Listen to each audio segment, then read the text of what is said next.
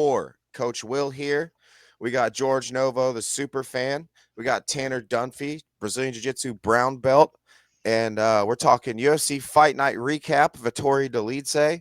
These guys are going to sprinkle some one championship stuff on you. Then we're going to preview Leon Edwards and Sean Brady and some other fun stuff. So without further ado, here's the ugliest guy in the room, Tanner Dunphy. Oh, that's not true. That's so rude. All right. I snuck Let's that start in off there. with that was so mean. That was so mean. Smooth, like Um, car salesman, that ass. is it because of what I sent you earlier? The Snickers? Hmm. Yeah. Show stuff. uh, anyways, so we're gonna start off with a little recap of the fight night that happened yesterday, which was Roman Dolidze and Marvin Vettori 2. All right. And leading off the night, we had two fantastic women's fights that both ended in the first round via TKO and KO. Starting off, we had women's flyweight Carly Judas beating Unesi Dubin by TKO. What you guys got on it? That Did was the all of us head pick kick, right? Yeah, did all of us pick the first 2 fights wrong? Because I feel like all Yeah. of us picked the first 2 fights wrong. I Look, I don't thought want to Carly talk was about gonna my come picks out. this weekend. Yeah, I All know it's right. rough. I think I got It's a good three thing. right. Yeah, it's a good thing we only track the pay-per-view picks for our comp, or we all would be bailed. But I thought Carly was gonna come out and not be able to deal with the pressure very well from Dubin. That girl is a absolute bomb thrower for a female. And Carly came out in the southpaw stance, and she does what every freaking striking coach wants their southpaw fighter to do. That's come out, throw that straight left hand down the pipe, throw it to the body, open it up with the kicks to the body. She was throwing the question mark kick, looking like Izzy with that question mark kick, no tail, straight off the teep. The teep kick to set up the calf kick. Uh, she went right to work too. There was no delay. There was no glove. There was a glove touch, and then we got right to work. There was no taking pictures. I loved it. I loved being proved wrong in that one. When she took that girl's head off, I was like, "That's a girl I could see fighting Dakota Ditcheva if she fights like that. That would be Yeah. fun." Man, Carly used her left jab and her teep kick to keep Dubin at range and eventually tossed up that high kick instead of the teep. And man, she didn't see it coming. She sent poor Dubin to mortar. I mean, she's over there trying to get rid of that ring still. It was an excellent finish. Speaking of finishes, in the women's bantamweight, Priscilla Cachoeira extending the no neck that Josiane Nunez didn't have with that hold the head uppercut. Good God. Uh, Somebody said that she was looking down like, well, yeah, her torso went down, so her head had to go down. There is no bridge from her jaw to her shoulders.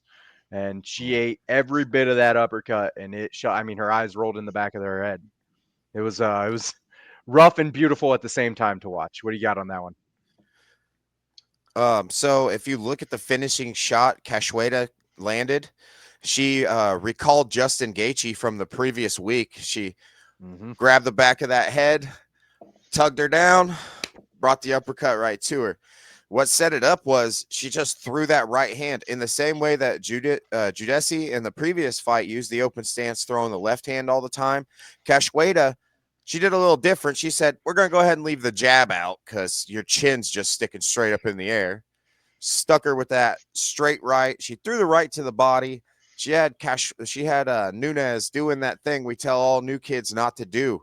Your elbows are wide, and when you see heat coming, you look down at the Hmm. floor. Well, we know as seasoned strikers that everything on the floor is meant to kill you, so we don't look down there. We And don't look down there Nunez for learned striking or for wrestling. right. Mm-mm. Nunez learned that the hard way, and again, I got proved wrong in the pick. I thought Cachoeira has been in so many gunfights in her chin. Well, okay, that's why she's called Zombie Girl. Yeah. Yeah, you guys already touched on the Gage S uppercut, but why they got Pharrell Williams fighting in the women's division? Cachoeira said night night in that fight. Well, that's all you could say. Yeah. Moving on, we had flyweight men's bout. Andre Lima and Daniel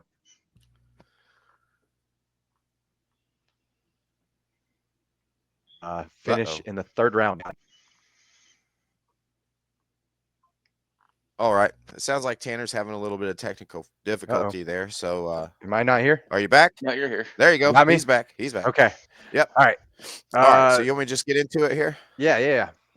Okay.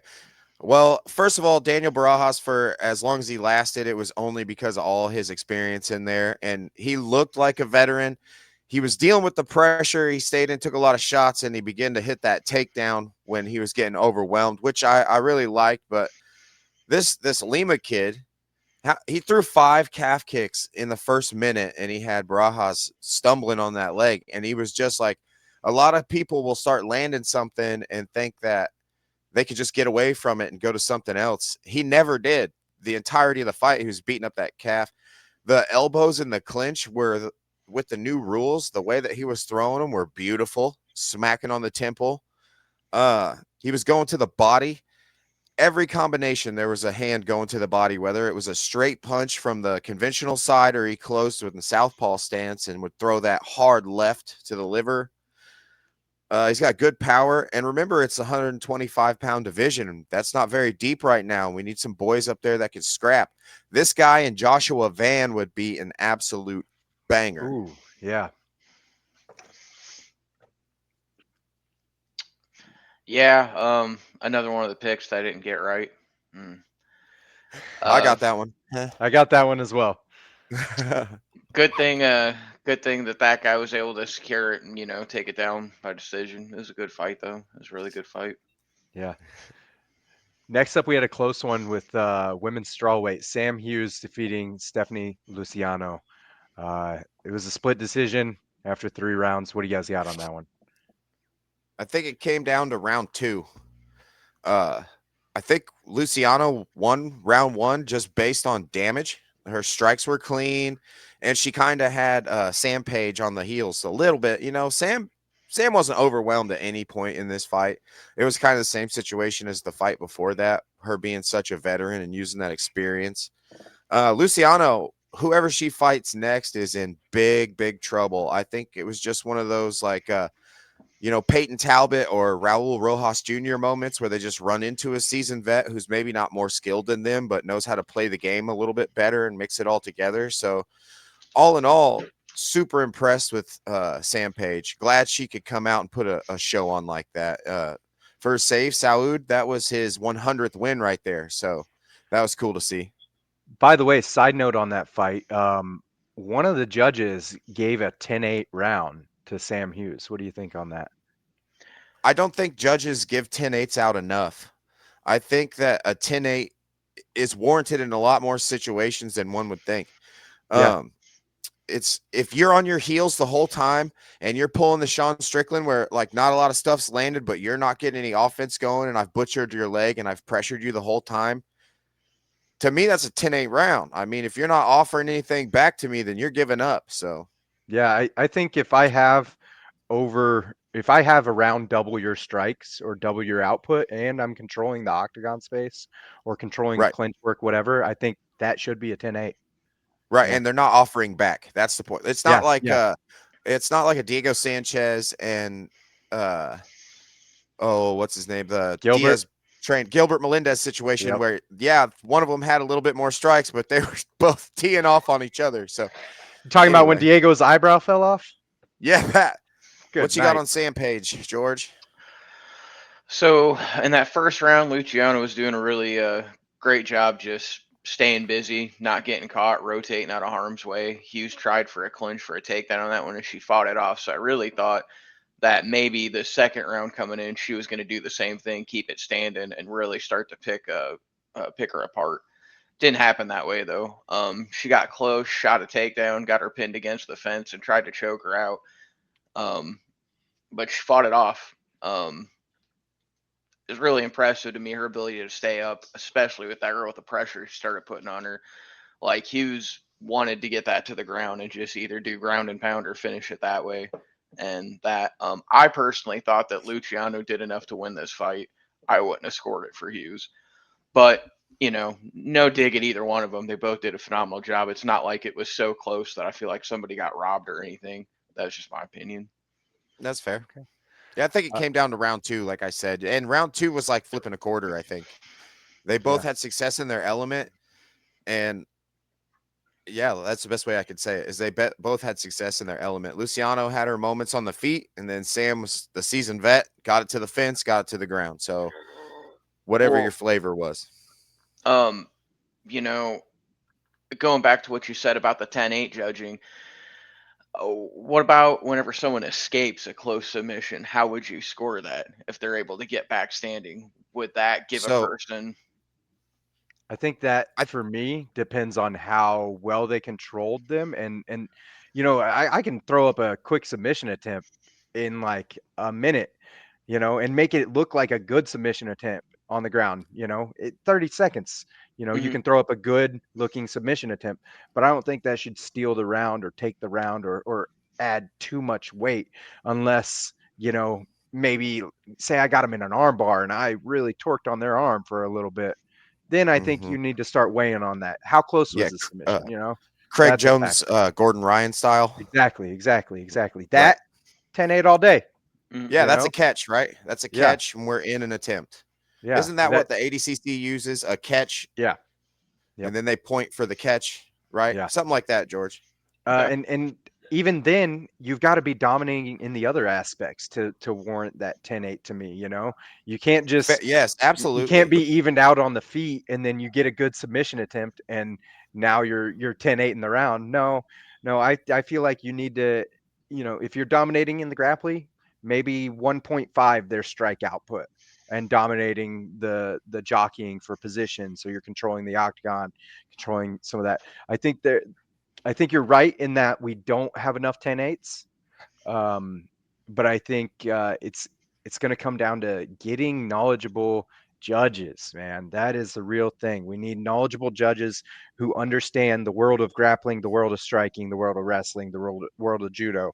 You got to be well versed in all of that to understand what a dominant judo player does, what a dominant wrestler does, what a dominant Muay Thai fighter does, and then factor all that in. And I think we'll see a lot better judging once you have people coming in who are experienced in multiple assets like that for judging. To your point there, that's an opportunity right there that Dana White could exploit by having a lot of his guys that can't, Yeah, step down. If you can get some guys like that that actually have, octagon experience to we're judge. starting to. We got Frank Well, Yeah. Trigg coming in the as a issue ref and is part-time judge. it's not Dana's call, it's the commission's Yeah, call. They don't work for Dana, they're subcontracted to Dana by the Nevada State Athletic Commission. So they would have to go get licensed by the commission, and then they would have to put a bid in to judge on the card, and then that bid would have to be accepted. yeah. That's the way they do that.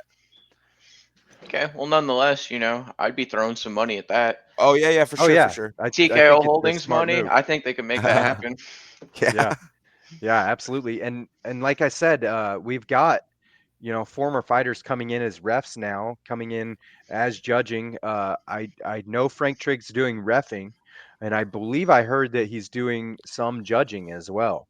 Chris And Lieben, I know, just yeah, judged a card not too long ago. yeah, exactly. Guys like that who've been in there, who understand what's happening, those are Yeah. good guys. Those Yeah. are guys you P.S. want. If you're gonna fight on a card that Chris Lieben is judging and you go out there and make it a bloodbath, you probably got a shot. You probably got a shot. That man likes to brawl. Yeah.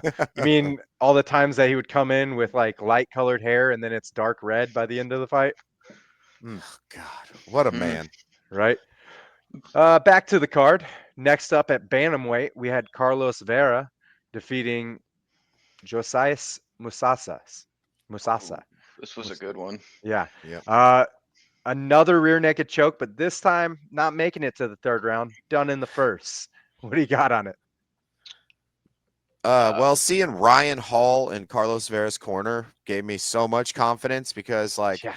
many times you think, oh man, if this thing hits the floor, I don't know. I don't see too much into many of these fighters' camps as far as grappling, unless like I'm a huge fan and I follow him, like Izzy. I know he's with like Craig Jones now and stuff like that. But I didn't know Carlos Vera was a Ryan Hall guy there at the 50-50 Academy.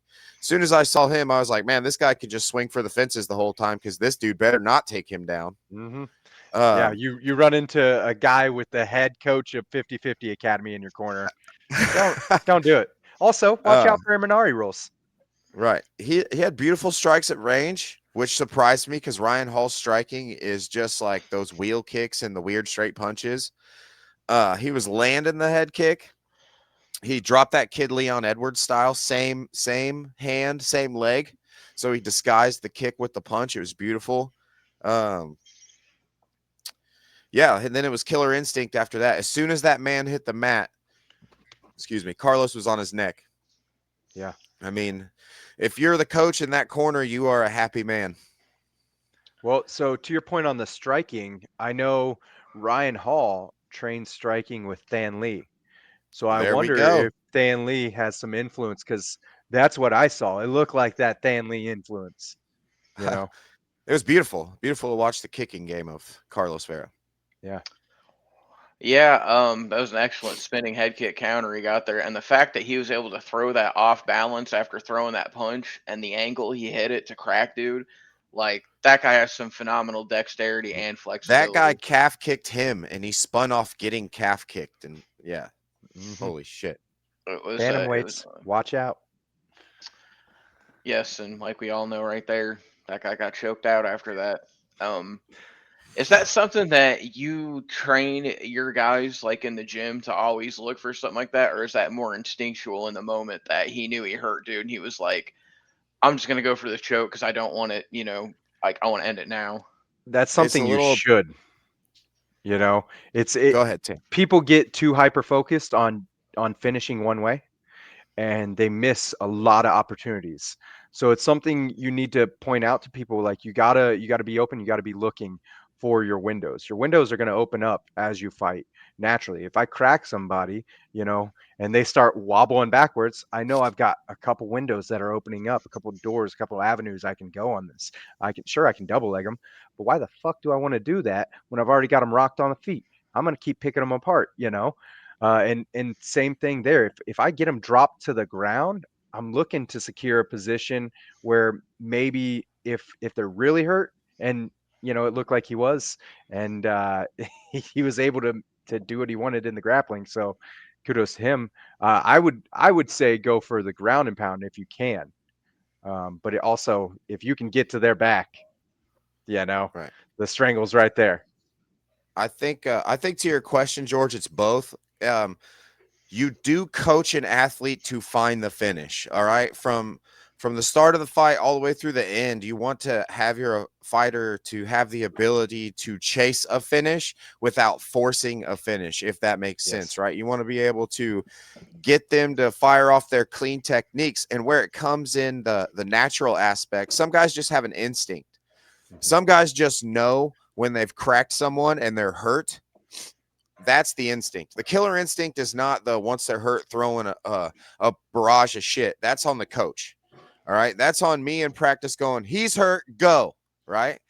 The killer instinct is when you touch that person and you are locked in enough to watch those eyes even shift. They don't have to roll all the way back, but they got to stop looking at you or they'll get real big or their legs will get a little wonky. Knowing when a person is hurt leads to a finish, and the instinctual part is exactly knowing when that person is on the path to being finished, if that makes sense, George. Yes, I To get your what you're point saying. in there, Will, this is something that drives me crazy. Is I used to with our guys, I used to like back myself up against the wall and I'd be like, "Oh, I'm hurt. Now find your shots," and then they would just tee off. And that's Yes. not what I want. I want you to find your shots. I'm covering a Yes. certain way. There's openings. Find those Mhm. windows. Look for them. Right. Yeah. Next up, another bantamweight match. And the second of 4 decisions on this card. I want to talk about how blessed we were with this card. We only had 4 decisions on the whole card, right? Yeah. So next up at bantamweight, we had Yusu Young defeating AJ Cunningham by decision, and it was across the board 30-27's complete ass whooping. What do you guys got on that one? So when we talk about the good points of the open stance, how to work into it, how to deliver power, AJ was kind of on the other side of it. Every time he would like switch his stance all subtly in the pocket, you So Young was capitalizing on it. He wouldn't let his feet get set and then let him work. you would just crack him with something off the power hand and then flow into his takedowns or whatever. He was just a step ahead of AJ the whole time. AJ looked a little frozen. He wasn't throwing a jab, so he couldn't get any combinations off, right? Michael Bisping touched on it in the commentary, is like a lot of these young fighters, they'll learn the combos, okay? And this is my pet peeve with just teaching combos, right? If you have a class and you have everybody come in and everybody picks up a pair of Thai pads, and then you just make them drill specific combinations without flowing jabs, and you doing pad work with them and showing them where to put the calf kicks, where to put the jabs to put it all together, right? It's like the mortar in between the bricks. If you don't have that, then that's what happens. They just get in front of a person and they throw whatever combination that you drill in class, but they didn't work into it or flow into it in the jab. When you fight somebody who's blasting you because you're not leading with the jab, then you become frozen and you're just a target in front of the person with better instincts. I feel like that's what happened, along with the fact that he just washed him with the wrestling the whole time. Yeah, like I said, this was one of the ones after what we've watched before. I was kind of in and out spectating this whole match, but it was definitely one-sided as can be. I will say that, like, to your point, Cunningham really, really was trying in that first round to get the range and start landing, but he, like you said, he didn't have anything to like lead in with. He didn't have a jab to open him up. He didn't have a low kick, anything like that at all. He was just like, all right, how do I get to you? And that guy just, worked it perfectly, you know? Right. Yeah. Taking pictures is what we call it. Yep. Which is what I said about Alex Pereira last week, He was taking a lot of pictures, buddy. taking a lot of pictures. Oh, man. Next up, heavyweight bout. Waldo Cortez Acosta knocking out Ryan Superman Spann. Man, Superman can't catch a break. He is now 6-4 in his last 10. All right, this was his heavyweight debut. It's starting to get a downhill turn. Before going on this 6-4 little streak here, he was 18-5. He had just beat Devin Clark, Sam Alvey. He beat Big Nog. He had some good stuff on his resume. And then Dominic Reyes. yeah, that was in that stint. Yeah. So he lost to Johnny Walker, beats Misha Serkinov, and then loses to Anthony Smith, then beats Ian Cutelaba, Dominic Reyes, and then just the last 5 fights, he loses to Krylov. He loses to Anthony Smith again. He loses to Guskov. He beats St. Preux somehow, and then gets knocked He's 40 out. something. Yeah. And OSP's 40 something. yeah, and this was not a smart move. I know he missed weight previously. He missed weight against the Reyes fight. He missed weight or was gonna miss weight in the Krylov fight, so they made it a catch weight. And so I think that might be some of the factor of him going up to heavyweight, but I don't think it's the right move. They hit harder. He's not ready for it. I mean, he's getting slept by people like Johnny Walker and Guskov at light heavyweight. I think if he wants to continue fighting, if he's going to have a UFC career after this, it needs to be back down at light heavyweight because this didn't look good on him. And Acosta isn't the best heavyweight we got, So I'm going to get Ryan Spann out of the way here because I just have a lot of praise for Waldo. He looked at the beginning, Ryan Spann looked fucking massive and not super out of shape massive. I was like, oh shit, okay, if he dedicated to being a heavyweight, then he might. His thighs and his calves and his back were massive. Like he built himself in the weight room and not in the kitchen. That's the right way to do it, is what I thought, right? Well, what comes along with that is, halfway into round 1, his gas tank looks a little sus. He's 248 pounds. Let's remember Waldo Cortez Acosta, the salsa boy, is 265. Yeah. He just came out blasting the calf. I thought that was a great idea. Waldo, for being 265 pounds, moves so good on his feet. His footwork's so good. So if you could shut that down, you also shut down a lot of his power, which he loads up in that right hand. It seemed like in one of those exchanges, He threw a naked calf kick, which is a no-no. You always got to put something in front of it. Waldo caught him with an overhand right. Well, that'll make you stop throwing naked calf kicks, which will also make you stop throwing kicks altogether because you didn't have anything in front of it. So when he got worried about Waldo's power, he started reaching, just like Izzy did against Imavov every time he closed. And then Waldo, that dude looks like he's in a cafe on a Sunday morning, having his espresso and eating his poached eggs, just having the best time ever when he's in the octagon. He's so comfortable, dude.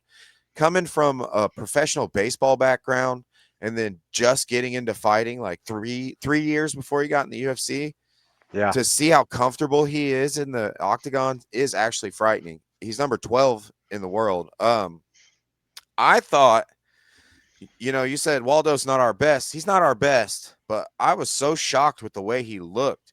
The anti-grappling, pretty freaking good. Fires his underhooks, turns the guy against the fence, gives him a couple shots, backs out, gets back to work. Boxing so good. He stays in the pocket. He doesn't rush out. He doesn't push or pull at the hands at all. He stays right here and returns. Very, very dangerous. He's very good instinctually. He doesn't need a lot of that jab, even though he has a beautiful jab. He only needs 2-3 of those jabs to figure out exactly where your chin is. And the instincts and the timing of that right hand is just crazy. He's just cracking dudes early, often. I like it. He throws the uppercut. He goes to the body. I could talk all day about the way that guy boxes. I think he's super dangerous. Look out for him, heavyweights. Yeah, absolutely. Yeah, Ryan Spann got absolutely destroyed by him in the second round. And the thing that I like about it is, in Vegas, it's an open carry state, and all these heavyweights and guys that knock out shot straight walk with that thing out. It's not holstered. It's right there. They're waiting to pull it, and you better be watch out. And that's what happened. He did not watch out, and he got cracked in the face. Then when he hit the ground, it sounded like somebody punting a soccer ball. Like you could hear the leather hit his face. That is scary to be able to generate that much power. Yeah. When a man has his head on the floor and you hit it, it's a whole different thing. Yeah. Absolutely. Next up, we have the main card. Starting out at featherweight, we had Kevin Vlahos and Cho Sung-woo. Kevin Vlahos winning by TKO in the first round. What do you guys got on that one? In Argentina, they must just have a gym where they teach the straight right hand and how to check kicks. Because if you're Santiago Ponzinibbio or you're Esteban Ribovic or you're Kevin Vlahos, you can check calf kicks and you can knock guys into the freaking shadow realm. He just waited for Choi to get comfortable, and Choi not landing one of those calf kicks clean, but continuing to throw them with nothing behind it for consequences to keep the little man off him. If you start to chop the leg and he's checking really well, it's time to throw that too and make sure he doesn't blitz me, because what stops a man's footwork first? The leg kick. Leg kick ain't working. This dude's a better athlete than me. I'm throwing something down the pipe. Choi didn't, and Choi woke up in the back. Yeah. By the way, this was my second correct pick for the night. I'll have to count mine. They're not good, but I think I got better than that. I got 4 total. Goodness gracious. What do you got on this one, George? I have 2 lines of dialogue for this fight. Lots of stance switches, and Vlahos clips Choi and swarms him, and Temu Bruce Lee did not move like water. That was my note for that. Oh, man. He did when he hit the ground. He molded right into the shape of that canvas. Oh, no. So the next fight was a catch weight because DR missed weight. So it was Brenice Ribeiro defeating DR Nergoze via Kimura in the second round. And I mean, textbook. What a Kimura it was. Yeah, it's my favorite Kimura from bottom half guard. And he took that thing and got the sweep on it, and then realized, once you get past the hip or back line, once you get it past the shoulder line, basically past the body, it's game over. And he carried it. He had it past the body from bottom half, got the sweep, kept it behind the body the entire time on the sweep, came up with it and finished it on top. I like it. And the commentators were talking about, oh, it's a nice sweep, and thinking that he had kind of lost it. No, it's still behind the back. That's yours all day. You just got to keep torquing that thing. Right. To your point, Bisping was saying it's gone, and then the fucking goat of MMA commentary, not play-by-play or highlights, because that's John Anik, but the goat of walking you through a fight, Dominic Cruz, and everyone says he's the best mind in MMA, said, no, Bisping, that's exactly how you fucking do that. He just kind of let him talk it all the way through, and he's like, well, Bisping, when you get a guy, yada, yada, you shove that thing to his head, and it's over with. Yeah, you covered that. That was my favorite part of the fight, and I'm not trying to be a homer because that was the finish, but exactly what you said. You don't see guys crank that from half guard, and like you were talking about, it's always there, and it's a good option even for just a sweep. I remember training at Monticello Jiu-Jitsu Academy. Shout out Greg Adams. He had a black belt from the Kimura Academy come in and talk to us a little bit and show us some stuff. And that Kimura is not only a powerful tool to rip somebody's whole freaking shoulder off, but it's a powerful tool to take the back, to get back to your guard, to sweep a man, to even get to the legs. So seeing Brandon Ribeiro do that was crazy. Dair, I mean, I don't have anything really good to say about a guy who misses weight by 4.5 pounds and doesn't have anything apologetic to say about it. If you miss weight by debut, yeah, ouch. He had a hard time landing, but I'm not going to credit that to him being not as good. I'm going to credit that to Ribeiro being so well coached. You could hear instruction. I don't speak Portuguese, obviously, but every time his corner would shout, you would get a reaction in a positive way from Ribeiro. So I think they were walking him through it perfectly. He dropped him with the right hand in round 1. He was winning the outside foot position. He was winning the lead hand fight. And this Dair is supposed to be a kickboxing champion. So I think if you put him in there with a kickboxing champion from Kazakhstan, we know what those guys are like, Shavkat Rakhmonov, right? Yeah. If you put this Brazilian in there who can sub a guy from bottom half guard with a Kimura, and he smokes a kickboxer before he goes down there and does that, I think that these boys in this division have a lot of problems on their hands. I was so impressed with him too. Him and Salsa Boy won the night for me. I agree. Kazakhstan's oh, help me, you just said his name. Shavkat Rakhmonov. Shavkat, yes, Shavkat. That's 170, and these guys are right. 205. Also, I'm gonna need a little bit more Brazil when you're saying Ribeiro. Okay, Branderson Herberos. There we go. What you got on that one, George? I picked Deer on this, and then when he showed up shaved like that, I knew that he wasn't gonna win. I was like, oh, this dude just took off. Like, okay, now you look like you're on the spectrum. So Deer landed a heavy overhand in that first round, and Ribeiro just like walked through it. Like, I mean, I heard the crack, and I was like, oh yeah, he's not winning this fight. He dropped him, and Deer was able to scramble back to his feet. And that dude could take a punch. I will say that, missing weight or not, that dude got cracked a lot before he finally got put away.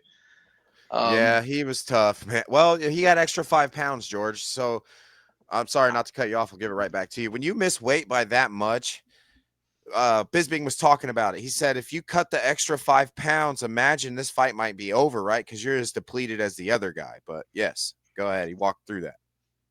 Yeah, and but he got nailed with that counter punch, and yeah, that's all she wrote. Yeah.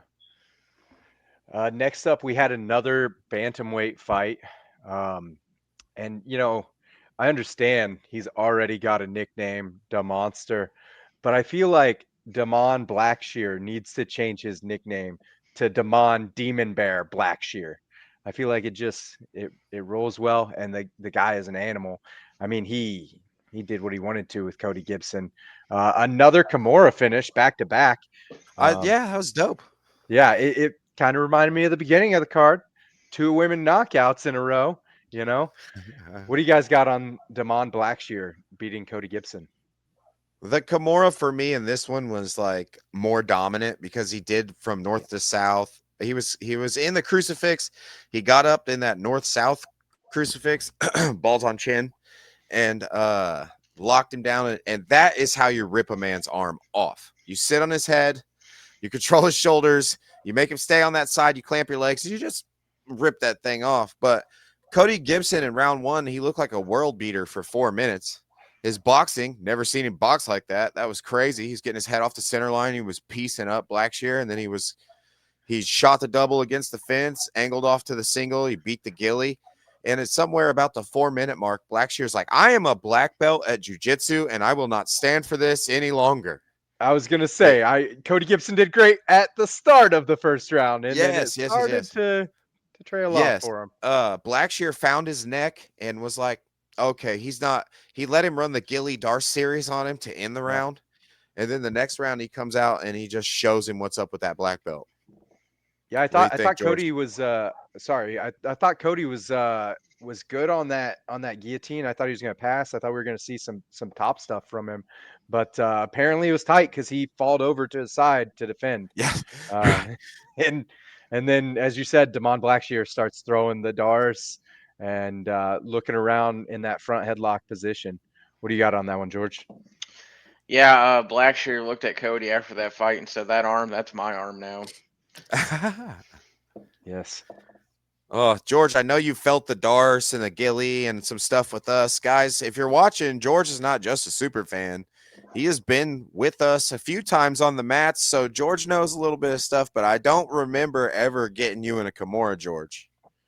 So No, we talked if you ever about come that. back, save your I shoulders. show you. We talked about that, and you said, "Yeah, that's like low hanging fruit." Like now I like the more technical, the funner stuff to get. So Yeah. I like the low hanging fruit because Kimura is my bread and butter. Look, they do say like it's a strong man's move. I don't think I'm that strong, but I love that. I tell you what, if you have long limbs like Tanner and I both, you kind of enjoy an advantage getting that Kimura because we don't really have to open our guard very much once we grasp a Kimura. And Tanner likes the reverse Kimura because he's a masochist. Yeah, that's true. Leads to the back. It's great. You can arm drag off of it. It's really nice. So next up, we had a lightweight matchup. Alexander Hernandez showed up. Fuck that Did guy. not expect that. I second that because I really thought Kurt Holloway was going to do it, man. I did. And Me too. Fuck. Alexander Hernandez, man, he showed up. He showed up and showed out and just made it a grinder. I mean, every time Kurt was thinking, all right, we're standing, Alex is shooting in. He did good. He did really good. I like to see improvement, and I think that was genuine improvement from Hernandez. What do you got on that one? Dude, the whole time I was watching that fight, the only thing I could think was this looks exactly like an MMA fucking round with me and Justin Gibson. Every time I start to get the ahead, I'm on my back and I got to work my way back up. And I take no shame in that. My boy is a badass. So any of you guys out here hating on me, I'll call my boy. We could go to Rhinos. I could watch him twirl you like a pizza. But I thought Kurt Holloway did enough, though, man. I thought he won rounds 1 and rounds 3. Or round 2, sorry. I think Alexander Hernandez definitely did enough to win round 3 because he immediately came out and got hollow ball on his back. But, Kurt the Hurt didn't just lay there on his back and he didn't super struggle. It was like the definition of a fight between a D1 wrestler and a jiu-jitsu black belt. The D1 wrestler controlled when that fight hit the ground and where it would take place, and the grappler just kept throwing up attacks. This time, the wrestler didn't get caught, but I tell you what, if we had like 2 more minutes of Kurt Holloway on the feet, we might have seen Alexander, the great big dork Hernandez, get put out on the stretcher, and it would have made my day. Yeah. Yeah, those fellas went to war, and that third round, after he secured that takedown and tried to hold them down, Holloway said, "No, I'm getting back up," and he started swinging like Chris Lieben. I'm hurt. I don't care. I'm throwing bombs. Like you said, if he had a little bit more time, he might have put Hernandez out. That was a really good fight too. Yeah, I don't think it's real fair the way the judges called it because and Tanner, with all your experience on the mats and training MMA and jiu-jitsu, when you are when you search for that takedown because you're getting pressured and beat up, and then you are successful in it, and you think, okay, I'm going to control his hips. I'm going to control his posture. I'm going to take just a little bit of a break here. And then that boy is going guillotine. He's trying to get your arm. It's a different thing. Your gas tank's Yeah. taxed in a different way. I don't think the judges fairly gave Hollowball a shake, because in those instances on the mats training like that, or in those moments in those fights when you're trying to rest and the guy's attacking you, should count for more. I don't think it counts for enough. Just Yeah. like Arman Sarukian and Charles Oliveira the first time they fought. I feel like Charles won it because Arman might have taken him down, but Charles had him in 4 or 5 different subs. I don't think that's fair. Well, I think the issue is people think that if you get taken down, you're losing this battle of grappling, and that's not true. If we look back last week and we look at our boy La Jaula, what happened when he went down? Bahamondes. What happened when he beat went that. down? He beat that boy up. We start seeing elbows. We start seeing good striking. We start seeing submission attempts, an armbar attempt, a triangle attempt, and then a triangle submission. I think Yeah. if you get put on your back, you have to work. You absolutely have to put in some work right there. And if you do, it needs to be rewarded. I mean, one of the judges had it a 30-27 for Hernandez, and I don't agree with that. I think that some of that needs to be factored in when you get put on your ass, but you're managing to do all the offense from your back or your ass. I think that needs to be a bigger factor. So I would love to see that be something that is brought up more. Next fight, my boy Chitty Chitty Bang Bang, missing weight. He was over by 1.25, 1.25. But he still managed to get it done against Dos Santos. TKO, a little knee and some elbows in round 2. What do you guys got on that one? The weight thing is weird. Even on Chitty's Instagram and his X profiles, he was kind of bitching about the commission because he said he was going to cut. He missed initially at the weigh-ins. He didn't get given the extra 30 minutes.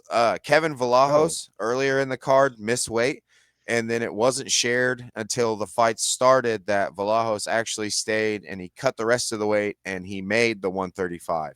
Yeah, I thought Chitty there was wasn't 3. That's right. There was 3 or 4. Chitty wasn't afforded that 30 minutes. He said he was ready to cut the weight. Yeah, the doctor stepped in, didn't they? That's what he said. The doctor stepped in, right? So, but that's neither here nor there. I mean, it is, like I said earlier, weight misses are terrible, but he was throwing kicks, no setup, no tell, switching stances as Dos Santos would move. Say Dos Santos would start moving to the left, Chitty would go southpaw, and then Chitty would throw those kicks in there and stop Dos Santos' movement, and he would only throw the punches when Dos Santos broke kicking range, right? He fought that whole fight primarily with kicks. And when he finished the fight, it was because he was throwing those kicks hard, and Dos Santos had to like deal with the kick and then try to blitz into range. And Chitty didn't mess with the hands at that point. At some point, or at one point in the second round, you see him blitz the kick in, and Chitty goes to the clinch and kind of olays Dos Santos off to the side and got his read. Well, he squared back up. He threw the same kick that Dos Santos blitzed on. This time when Dos Santos blitzed, he caught the tie clinch and just gave him a drive-by knee, and that dropped him on the way by, ground and pounded him out. I thought Chitty looked like Chitty. I called it first round, but we got it in the second. I called it Thursday night, Chitty Njokuani. Chitty Bang Bang puts him to sleep, but yeah, this was the third fight I got right on this card, which is not good. Yeah, I also called this one as soon as I saw it in our notes, and that I commented Wakanda forever both times. Yeah, this dude was out there. Like I said, I love somebody that could finish fights, whether it be by submission, whether it be by knockout. Anybody that comes out there and just closes the house, I'm a fan of yours. So as soon as I saw that name pop up, I was like, yeah, this dude's going night-night. Yeah. So next up, we have the main event of the UFC card. Roman Dolidze gets his revenge on Marvin Vettori and gets a decision. 49-46 is across the board. I don't agree with that necessarily. I had Roman Dolidze winning this one. I thought he was going to do enough. I thought it was a very close fight. I thought Vettori took over the first 2 rounds, and then I thought Dolidze started to come over at the end. But what do you guys think on that one? So Sorry. go my ahead, bad. George. No, go Well, ahead, George. the same thing you guys talked about earlier, not having anything to lead with is what cost this dude the fight. Both these dudes were sitting there just trading back and forth with no jab and nothing to open it. They were both loading up, trying to hit that big shot, and because they were sitting there holding it back, they were like hesitating. But yeah, that's all I got for this one. Yeah, so the reason for that is they're both the same exact fighter in that I'm Yes. gonna land this or this, and I'm gonna try to put you the fuck to sleep, right? That's And it. so you don't see much setups from neither one of these guys. It's a whole lot of I'm gonna feint, I'm gonna feint, I'm gonna throw it, you know, and that's exactly what we saw for most of it. It's not you're not getting combos off with these guys. You're getting very rarely you're getting combos. You're getting ones and twos, maybe 3 coming from these guys, and they're trying to knock you out with every blow. I mean, if you look at these guys, they're both massive middleweights, and Uh-huh. they have that knockout power. So that's why you're not seeing much setups. You're not seeing big combos. You're seeing a lot, not even a lot, a bit of feints and then a lot of haymakers thrown. What do you got, Will? Well, to your guys' credit, the reason there wasn't a lot of setups because we were back in what? An open stance situation. The open stance situation takes away the jab in most parts. Your power hand becomes your jab hand, meaning the volume that you would throw from your lead hand, you need to move to your power hand now because that lead hand is primarily in a hand fight with your opponent to not give clear path to the hook or the jab, and you have to win the foot position battle. Now, before I break this down and tell you what I got, I need to apologize to the fans because I'm going to eat a lot of crow here. Last week, I called it mostly a grappling affair. I was recalling a Roman Dolidze fight with Jared Cannonier and not Marvin Vettori. I heard John Anik breaking down the fight with Kenny Florian on a podcast I listen to every week. So I went back and rewatched the Marvin Vettori Roman Dolidze fight. I think Dolidze won the first fight. Yeah. After reviewing that and getting very into this, close one. I think Dolidze came with a brand new bag. Some of the stuff he showed from before with that granite chin and willing to take Marvin's left hand, which is crazy. Even Izzy didn't stand there and want anything to do with that. He fought him twice. But here's a highlight for me. We're 45 seconds into the first round. Marvin Vettori throws a spicy inside leg kick. Roman Dolidze turns the shin on it and smiles at that boy. Yes. He says, "Hey, bud, I figured that one out. I'm with Extreme Couture now, and they throw kicks." So he starts checking those kicks beautifully. I think Marvin might have landed 3 kicks in 5 rounds. Honestly, Roman was on that shit. Yeah, he was stepping through. So we had and he was the open smiling stance. every time too. Every time I loved it. He was stepping through in that open stance, which means he would throw that power hand. He would bring his back leg through and he would close the stance, which got him out of the counter power from Vettori. And then he would throw a hook or something off there and catch him. He caught him with that step through, then throw the hook, Dustin Poirier style, when he knocked out McGregor in the second fight. Now, round 3 got a little sketchy because Marvin, he is a tough son bitch and he comes from Italy. So he just stood in there and took a heater from Dolidze and he dropped Dolidze with a straight left hand. And at that moment, I was like, maybe the momentum was going to switch to Marvin. Marvin stole that round, I feel. And if he just kind of ran with it, he could have taken it. But the Dolidze comes out round 4, little jab, spinning back elbow. What? Who taught that man that? He brought an entire new bag. It was crazy to see. I think he won 4 rounds. I think he won 1, 2, 3, and 4. I think Vettori got 3.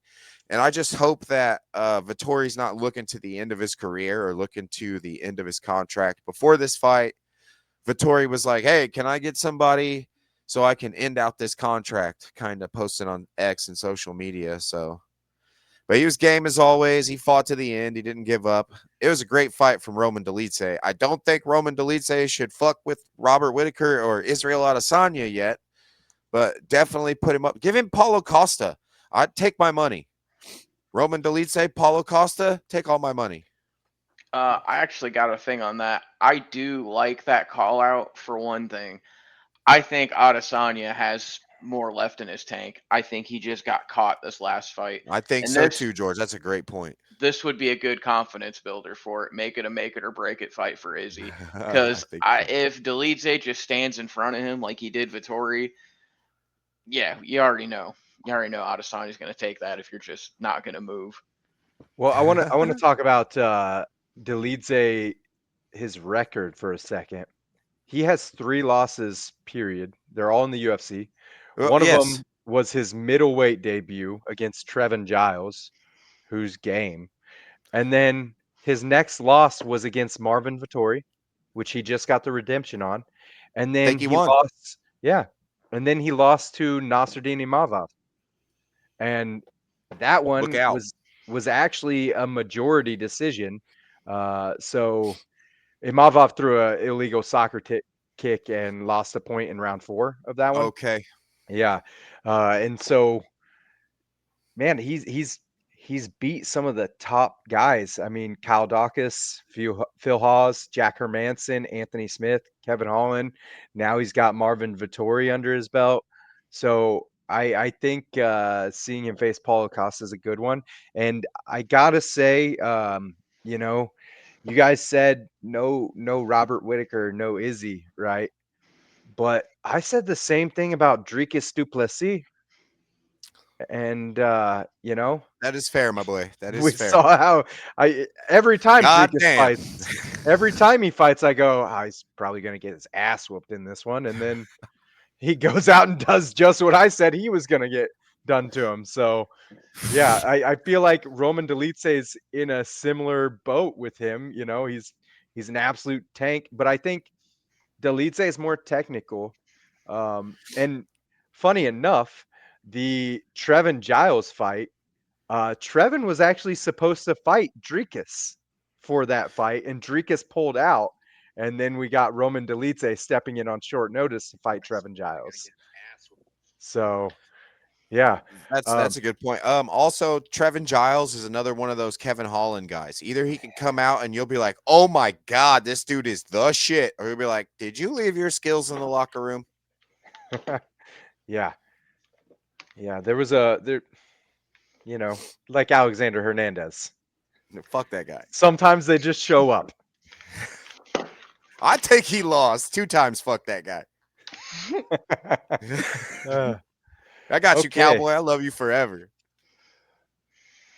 So next up, do you guys want to do our predictions for next week? Hey, I'm down with that. We'll just predict them as we go.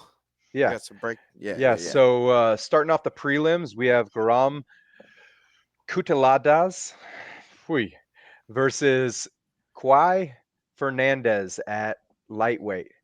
I'm gonna be honest with you guys. These first 4 fights, I don't really have too much invested in. I don't have many picks on them. What do you guys got on them? Well, Garam has 70 plus K1 kickboxing fights. 70 All right, plus. well, I figured out my pick right there. He started training martial arts at 4 years old. His first fight in the UFC was a win over Mateusz Gamrot. A win. Oh wow. I said Yeah. a win. And it was fight of the night. He loves to throw that leg kick. Okay, just like I was saying about the flyweight at the last card, this card from yesterday, he goes to the body often. Garam will go to the body, and he goes to the body Liam Harrison style, a guy we're going to reference later, off the leg kick to the liver punch. Okay, so keep that in mind. He lost to Elvis Brenner. Elvis Brenner, the shoot the box kid, Charles Oliveira prodigy. He's fun to watch. He can grapple. All right. He can grapple in a way that you see a lot of, like Slava Claus. He's such a good striker, and he can anti-grapple. He's not going to put a bunch of shit on you and make you suffer in the grappling realm, but you're not going to be able to hold him against the fence. You're not going to be able to hold him down. And then we got Fernandez. He is 9-2 in his career. He's only lost to Mark Jacquesi in the UFC. He beat Muhammad Yahya, and he's well-rounded. Okay, he's got 5 knockout wins, 5 submission wins. He bounces from Varas Sahabi to Henry Hooft. So he's trying to get the best of both worlds, man. The only thing that makes me hesitant on Colin Garam is he's 33 years old, and those 70-plus kickboxing fights, that takes a lot of toll on your brain, man. You can get out of the way of some stuff, but 70 fights, you're definitely taking a lot of damage. This kid, Fernandez, 9-2, splitting the time with Faraz Sahabi and Henry Hooft, and he plays the whole game, right? He plays the entire game. He can get you against the fence. He can get you on the ground. He can get you with the kicks. I'm taking the 29-year-old Fernandez. Oh man. I got a Fernandez on this one too. Garam's record in the UFC does not look as impressive as Fernandez's. Age, like you said, going into it, I think he knocks him out. I think Fernandez is gonna cut the lights off. Bold take. That's my guy. Wow. And you know, to your point of the age in the kickboxing fights, I got to look back at some guys like Wonder Boy, who, you know, he was in his prime in his 30s in the UFC, and he had quite the kickboxing career himself. So This guy, you're right. You're absolutely right, and you got to take that into consideration. This guy is Wonder Boy uses that side kick and he uses the long range weapon, so you don't get to hit him a lot in the head, right? Yeah. You don't get that chance. But we've seen Anthony Pettis hit him clean, right? Who is the last guy that hit him clean? Young kid. Who's the last guy that fought Wonder Boy? Oh, God bless it. He's awesome. Yes. St. Joaquin Louis. Buckley. Yeah. Joaquin Buckley. Yeah. So now we've seen the wars from like the Tyron Woodley fights, right? I would prefer if you guys don't bring up that Joaquin Buckley. That never happened. All right. New Mansa got Can him, we dude. not? He folded him. No, it didn't. No. Yes, it happened. We saw it. I'm sorry. I'm living if in the I had to universe where watch it Max didn't happen, Holloway all right? die to Ilia Oh, Taporia, gosh, then stop. we're gonna live. What are you doing to me right now? We're gonna. But yeah, that's what you're absolutely right. This guy fights different than Wonder Boy. This guy takes damage. Wonder Boy made it through a lot of those kickboxing fights with one hitter quitters, man. He was blasting dudes in the liver. He was head kicking them right off the rip. Yeah, This Wonder dude Boy's likes to fight in the TKD pocket. style allowed him to bounce really well in and out of the phone booth. You know, Yeah, this he guy was- gets right in there with you, dog. He's like, you meet Yeah. me. We'll make a phone call together. Yeah. Next fight, we have a bantamweight match. We have Nathan Fletcher versus Kolan Lauren. What do you guys got on that one? Fletcher is a teammate of Paddy Pimblett. He lost to Con Offley via TKO in the Ultimate Fighter. He's got his own. Fuck that guy. He has 7 sub wins. You know, all those guys that come out of that camp with Paddy, they primarily are jiu-jitsu guys with like banger tendencies in the stand-up. Like they'll trade big shots with you in the pocket, but ultimately they want to get to the fence. He's only got 1 KO win, and like I said, Con Offley slept him in the Ultimate Fighter. The Don. That's I can't say that kid's first name. How do you say it? It's Loughran. I know is his last name. Kolan. Yeah, he's got 5 KO wins, man. He beat Angel Patricio versus via unanimous decision. He lost to Jake Hadley, and I thought he beat Jake Hadley. He dropped Jake Hadley 2 times in the fight. I don't know how you lose a fight doing that. He trains at Extreme Couture. He's very explosive. He reminds me a lot of Michael Chandler in the way that he moves, like prime Michael Chandler when he was running through Bellator. He kept those hands real cocked, and he avoided the leg kicks by sliding in out of range with his athletic ability. He waits for a guy to overthrow on a low kick, and he just blitzes in and touches their chin and folds them. Give me the underdog. I want Loughran. I don't think that Fletcher's going to be able to handle the smoke coming back his way. If you watch Loughran's title winning fight in Cage Warriors, that he outclassed the guy. He didn't hit him with anything. And then as soon as he whiffed big on a leg kick, trying to stop him on an entrance, Loughran put him right to sleep. Give me Loughran. Yeah, coming off a brawl victory by way of arm triangle, I got for Logren's last fight. Hey, And look I at my listened to jiu-jitsu brother down there. and listening to his post-fight interview or pre going into this, Kalen Logren says that he's been drilling with Dan Ige and he has to win this fight. Oh, fuck. Okay. So I'm going with him. My dude. All right. Next up in the women's strawweight, we have Shauna Bannon versus Puya Tamar. What you got on that Uh, one? Shauna Bannon is the women's kickboxer that's backed by Conor McGregor. She's sponsored by Conor and like the Forged Irish Stout and all that stuff. She's 5'5". Puja Tumar, she's 5'4", so they're pretty equal right there. Shanna Bannon switches stances, so she's pretty good at following people, tracing them against the fence. She doesn't have a ton of power. She's 1-1 in the UFC. She lost to Bruno Brazil because she folded to power. She didn't get finished. She lost via decision, but when she gets hit, she starts to shy away from contact, if you will. She doesn't want to get in the pocket after she gets clipped. She's one of those range fighters, kind of like Wonder Boy if he didn't want to engage in the brawl. That's what we loved about Wonder Boy, is because he played that long range TKD style. But when Woodley would crack him, he didn't go anywhere. He stayed in the fight. Shauna Bannon is not that. Puja Tamar, she beat Rayon dos Santos via a split decision, but I don't see how that was a split. She landed a lot of damage. She's a great kicker to the body. She's got a good side kick, and she brings power. And she's also a southpaw. She doesn't switch. She's going to stay in southpaw. She's 1-0 in the UFC. She's good at landing power and following it up. This is 2 dogs in a row I'm going to take. I'm going to take Puja Tamar, the Cyclone, over Shauna Bannon. I've got Bannon with an impressive win over Art Leon, and Puya Tamar has that split decision win. So I think I'm just going to go with Bannon on this. Her experience, and I think she's got better kicks.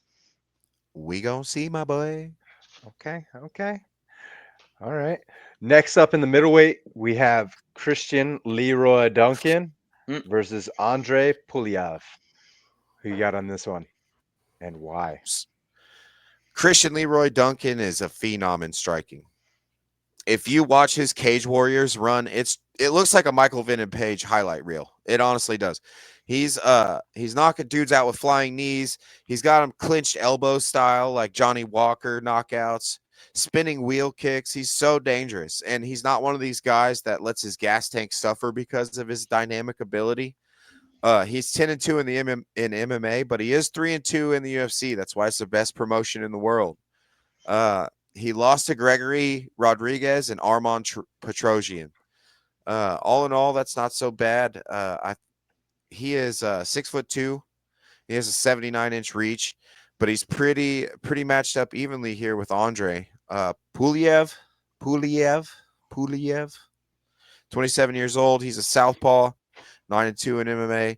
He comes off the Contender Series. It was a decision win over Liam Anderson, but it was a wash. He won all 3 rounds. He's got 5 KO wins. But, Christian Leroy Duncan, CLD, is a -650 favorite. And just as dynamic as he is, I think that he really is here to become a champion, or he wants to take that road. I'm taking Christian Leroy Duncan. I'm taking him knockout first round, late in the first round. I think he sets the guy up Anderson Silva style. I think he lets him throw his shit, finds his timing, and then Leroy Duncan is going to come in something nasty, maybe a flying knee. Yeah, I agree. CLD has been impressive. His last loss is to RoboCop, but it's by decision. So if you can go to deep water Yes, sir. with that guy, come on. I'm taking him over Pulayev. Okay. All right. The next one is a difficult one for me. I like Marcin Tibura. We're at heavyweight. But Mick Parkin's looking good, and I know Marcin struggles against people who have good hands and who have a ground game Yes. already. Yes, sir. So I think I'm going with the new guy, Mick Parkin, which is wild for me because I a big fan of Tibura, and I like what he does. I think he's gonna get teed off. He's gonna try to shoot, and Mick Parkin's no slouch in the grappling division. So I think Mick is gonna get it done. What you guys got on that one? I agree with you completely. To kind of throw some shine on Marcin Tybura, he's a former M1 Global MMA champ. He's got 10 wins in his career with knockouts. He's got 7 submission wins, so he's a well-rounded guy. Um, to the list of guys he has beaten is just like the list of some of the best heavyweights in the world. Tai Tuivasa, he submitted him. Walt Harris, before he had that tragedy in his family and he kind of fell off training, which we completely understand. He knocked Walt Harris out. That's not an easy task. He beat No. Ben Rothwell. He beat Stefan Struve, Andre Arlovsky. All these guys he beat them when they were still pretty relative.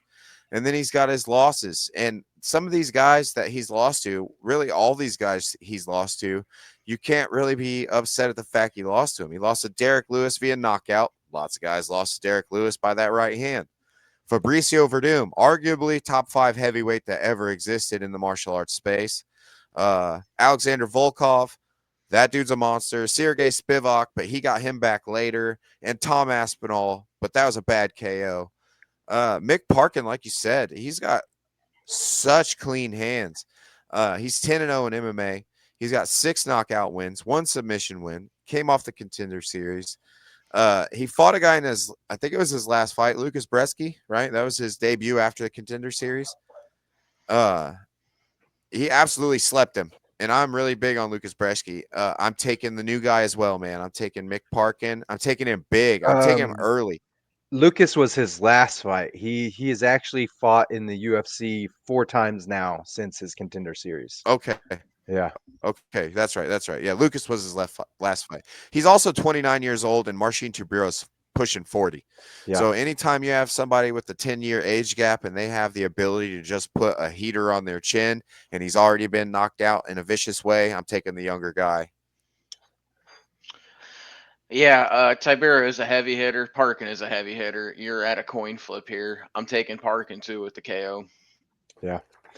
I'm not taking him by KO. I think I'm taking him by submission. I think he's going to surprise us on the ground. I mean, that's Tibura's best realm is on the ground, and I think Parkin is going to want to show off there. I worry that age and experience might rear its head at some point in that fight, and we might see Parkin start off good and Tibura start to take over a little bit. Next up on the card, we have a flyweight fight.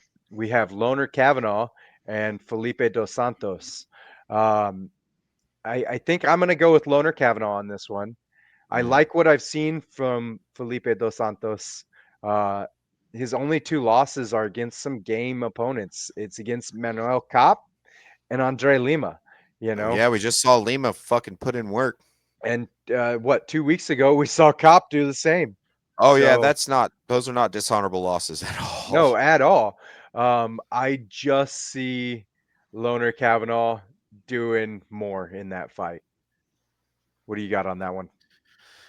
Man, so Felipe Dos Santos is one of those shoot box guys. He's another Charles Oliveira guy. Of course, it's Diego Lima that runs shoot box, but all these guys are right underneath Charles Oliveira, right? They train with him. Loner Kavanaugh's A-0. This is a pick'em fight. Mhm. He's got great calf kicks. He's very fast. Beautiful switch game. Has every weapon on the feet. Here's what happens when you fight a shoot box guy and you start to beat their ass. They take you down and they freaking strangle you in front of your own coach. So I think that having Charles Oliveira with Felipe Dos Santos, he's 1-2 in the UFC. Diego Lima is going to be pushing him hard because those guys know what it takes to stay in the UFC. We saw Charles Oliveira go through a stint where he lost a lot of fights, man, and Diego Lima pulled him out of it. I think we're going to go Felipe Dos Santos, first round submission. I think Kavanaugh's going to get a little ahead of his sails. I think Felipe is going to hit him with a veteran takedown under pressure. I think Kavanaugh is going to scramble a lot to get up, and that shoot the box jiu-jitsu is going to come out and Dos Santos via strangle, baby, because they don't go for limbs. They take your neck. I'm going with the pretty boy Lanier Kavanaugh on this one. I think he's gonna win it. Okay. Okay. Next, we have a lightweight fight between Jai Herbert and Chris Padilla. I know who I got for this one. I like Jai. I think I'm gonna stick with Jai Herbert on this one. This is, as you would call it, a pick'em. We got Jai Herbert. He's 13-5-1, and Chris Padilla is 15-6. I think it's gonna be a good fight, but I think we're gonna see Jai start to pull away in the striking, and I think we see a knockout from Jai. What do you got on this one? I think we might see. So, Jai Herbert's had a very Jalen Turner career. All right, I mean that with no disrespect. He is the only man. So to drop- disrespectful. How dare you? No disrespect, but listen, we all love Jalen Turner. We love to watch him fight, but if you look at his record, it's right where it was for a guy that retires at that age. Jai Herbert's 36 years old. He's 3-1. He's 3-4-1 in the UFC. He won his last fight by unanimous decision, but it was very close. It could have gone either way. He fought Faraz Zahim. Before that, he went to a draw with Ludovic Klein, which that's all honorable. We talk about Ludovic Klein all the time and how much of a monster he is. He dropped Ilia Topuria with the switch kick. yeah. That's right now kind of his claim to fame. He's a long, rangy striker. He's 6'1", and he fights 155. So it's like, that's crazy reach. He is the favorite right now, minus 125. Padilla's coming back plus 105. Padilla's 29, five fight win streak, all finishes. He's 2-0 in the UFC. He's got 8 KO wins. I think Chris Padilla has been on the YouTube video watching Ilia put out Jai Herbert over and over and over, and it lives rent free in his head. And I think Chris Padilla is going to come out and shock you and put Jai Herbert down early. I think you need to look at all of his losses in total. Faraz Zahim, okay. Losing to Ilya is no slouch, especially when you drop no, Ilya. no. And For then sure. you know, his first loss in the UFC was Francisco Trinaldo 5 years ago. You know, juiced up Trinaldo, right? Yeah, another Gets thing for cracked with Jai an Herbert, overhand. right? He's not very active, right? He's only fights when they go to the UK. I don't know if he can't get into the US or something, but I think that's going to plague him too. But you're right. You're right. No, he's good. I so- love Jai Herbert. We've mentioned I'm 3 of his taking- losses. That 4th loss was Renato Moicano. He lost to Money Moicano. Oh, right. So his Yeah. 3 of his 4 losses are against some of the, you know, big names in the sport. We can leave Francisco Trinaldo out. You know, he's not as big of a name as he used to be, but we can still agree that little Brazilian dude is dope, right? Oh yeah. And he caught him with an overhand. That happens. But Money Moicano, top of the division. Ilia Topuria, former champ. So you got to factor that in when you're looking at that record and look at some of the, you know, Kamal Worthy, that stoppage, the Kyle Nelson fight. You know, I think it's gonna be a good fight, but I think he's gonna get Padilla. What do you got on that one, George? Padilla is a certified finisher. I think he's gonna steamroll Herbert and shock you. Oh, I mean, I won't be too upset if it happens, but This feels very Joshua Van-esque when we were like, I hey, do wanna Joshua Van's point gonna out- smoke that dude. I do want to point out that Chris Padilla has 8 knockouts to his record. Jai Herbert has 9. You know, so if we're looking at finishes, Jai Herbert's a more certified finisher when it comes to the striking aspect. Herbert's He's gonna also have 36. Herbert's gonna That's have true. one more knockout loss on his record too. Damn. Okay, all This right. will be a good punchy face fight. I'm hoping. I think yeah, it will. be a banger. think it yes. will. Banger alert. Say Yeah. it now. Banger alert. Absolutely banger alert, and it's the main fight on the prelims. So If we are good at one thing, this last week we might have sucked nuts at picks, but if we are good at one thing, we've picked the 3 last bangers. we know which called fights are gonna be bangers. It's gonna be a That's for banger. sure. Speaking of bangers, anytime Banger. Nathaniel Wood comes out, I love watching it. This is a featherweight fight. We've got Nathaniel Wood and Morgan Cherry. Um, I I think Nathaniel Wood's gonna do it, man. I I see him. I see it being a tight fight, but I see Nathaniel Wood edging it out. What do you guys think on that one? This one I'm torn on because I'm such a fan of both guys. Morgan Chartier, the last pirate, he's 20, 10, and 1 in MMA. He's only 29 years old, too, and it's crazy he has that much experience. He's a judo black belt. He's got really good takedown defense, 12 wins by KO. Out of the 20, I mean, 12 out of 20 wins via KO. He's got 3 subs, so he's not a super slouch on the ground. He's 2-1 in the UFC. The only guy he's lost to is Chepe Machine Gun Mariscal. And we see what happens when you fight that guy. You're walking into a cage with a freaking human blender. And it was by split decision. He beat Gabriel Miranda via left hook annihilation. That poor guy. Mahalo Zuchechi, that was the body kick where he collapsed old boy's liver. He's a powerhouse, man. He's super flashy. He's hard to catch. He skates around the outside. He's got that style where the hands are like up when he's banging, or when he's getting out, they're kind of far away, playing that hand fight, that long guard stuff. I love his work on the feet. But to what you were saying, Nathaniel Wood's also a banger. He's game every time. He goes in there to have fun. He's 31 years old. He's an orthodox fighter. Both these guys are orthodox. It's not going to be a open stance situation, so they're going to be a little shielded from some of the power early. Nathaniel Wood is a former Cage Warriors champ. He's 8-3 in the UFC. He lost to Muhammad Naev, Casey Kinney via unanimous decision, and the only guy to finish him is John Dodson, which no shame in that. That guy throws absolute hand grenades. He's got wins over guys like Daniel Pineda, Andre Feely, Charles Jourdain. I love Charles Air Jourdain. I love Daniel Pineda. He's a Texas guy. I hold those guys up there. You know, he beat Andre Ewell. To me, it's a coin flip, but I think Morgan Charrier is going to catch him on the way in with something big, man. I just got this feeling, kind of like the chitty chitty bang bang feeling. Like some of those guys you can't really close the distance on in reckless ways. And I think Nathaniel Wood wants to put a show on for the fans and get that bonus. And the way he's going to do that is by waking up in the back. I don't think so. What do you got on that one, George? Against my better judgment, I'm taking Natty Wood. I think he's going to beat up the Weekend.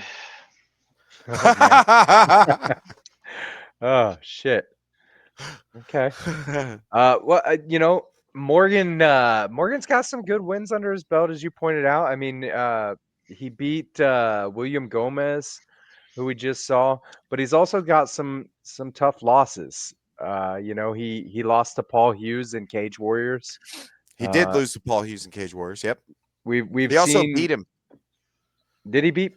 He did. It was Hughes? in the rematch for the belt. Paul Hughes beat him, but earlier in Cage Warriors, Morgan Chartier beat him via unanimous decision. Then Paul Hughes came back and figured him out. Okay. All right. Huh.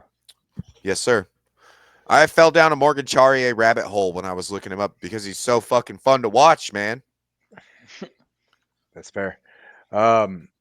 So next up, we have a lightweight bout between Jordan Vucinic and Chris Duncan. Who you guys got on that one? So weird we just mentioned some of those names, right? Because Jordan Vucinic, Yes. he has a split decision win over Morgan Charrier in Cage Warriors. He has also beat Paul Hughes in Cage Warriors. He last lost to Gorham, the guy kicking off the card, and that was on 2 weeks' notice. That was his UFC debut. They lost an opponent for Gorham. They called him up. Hey, can you make weight? Sure, I'll fly over there and fight that guy. And it was a split decision loss, I think, right? Yeah. Chris Duncan, He's got 7 KO wins. He's lost to Slava Claus in the Contender Series, and then he ripped off 4 straight wins. The UFC called him, said, "Hey, we need a guy." He won 4 straight wins in the UFC, including a knockout of Charlie Campbell, which is hard to do because Charlie's got a head like a 5-gallon bucket filled with concrete. Duncan's 1-1 in his last 2.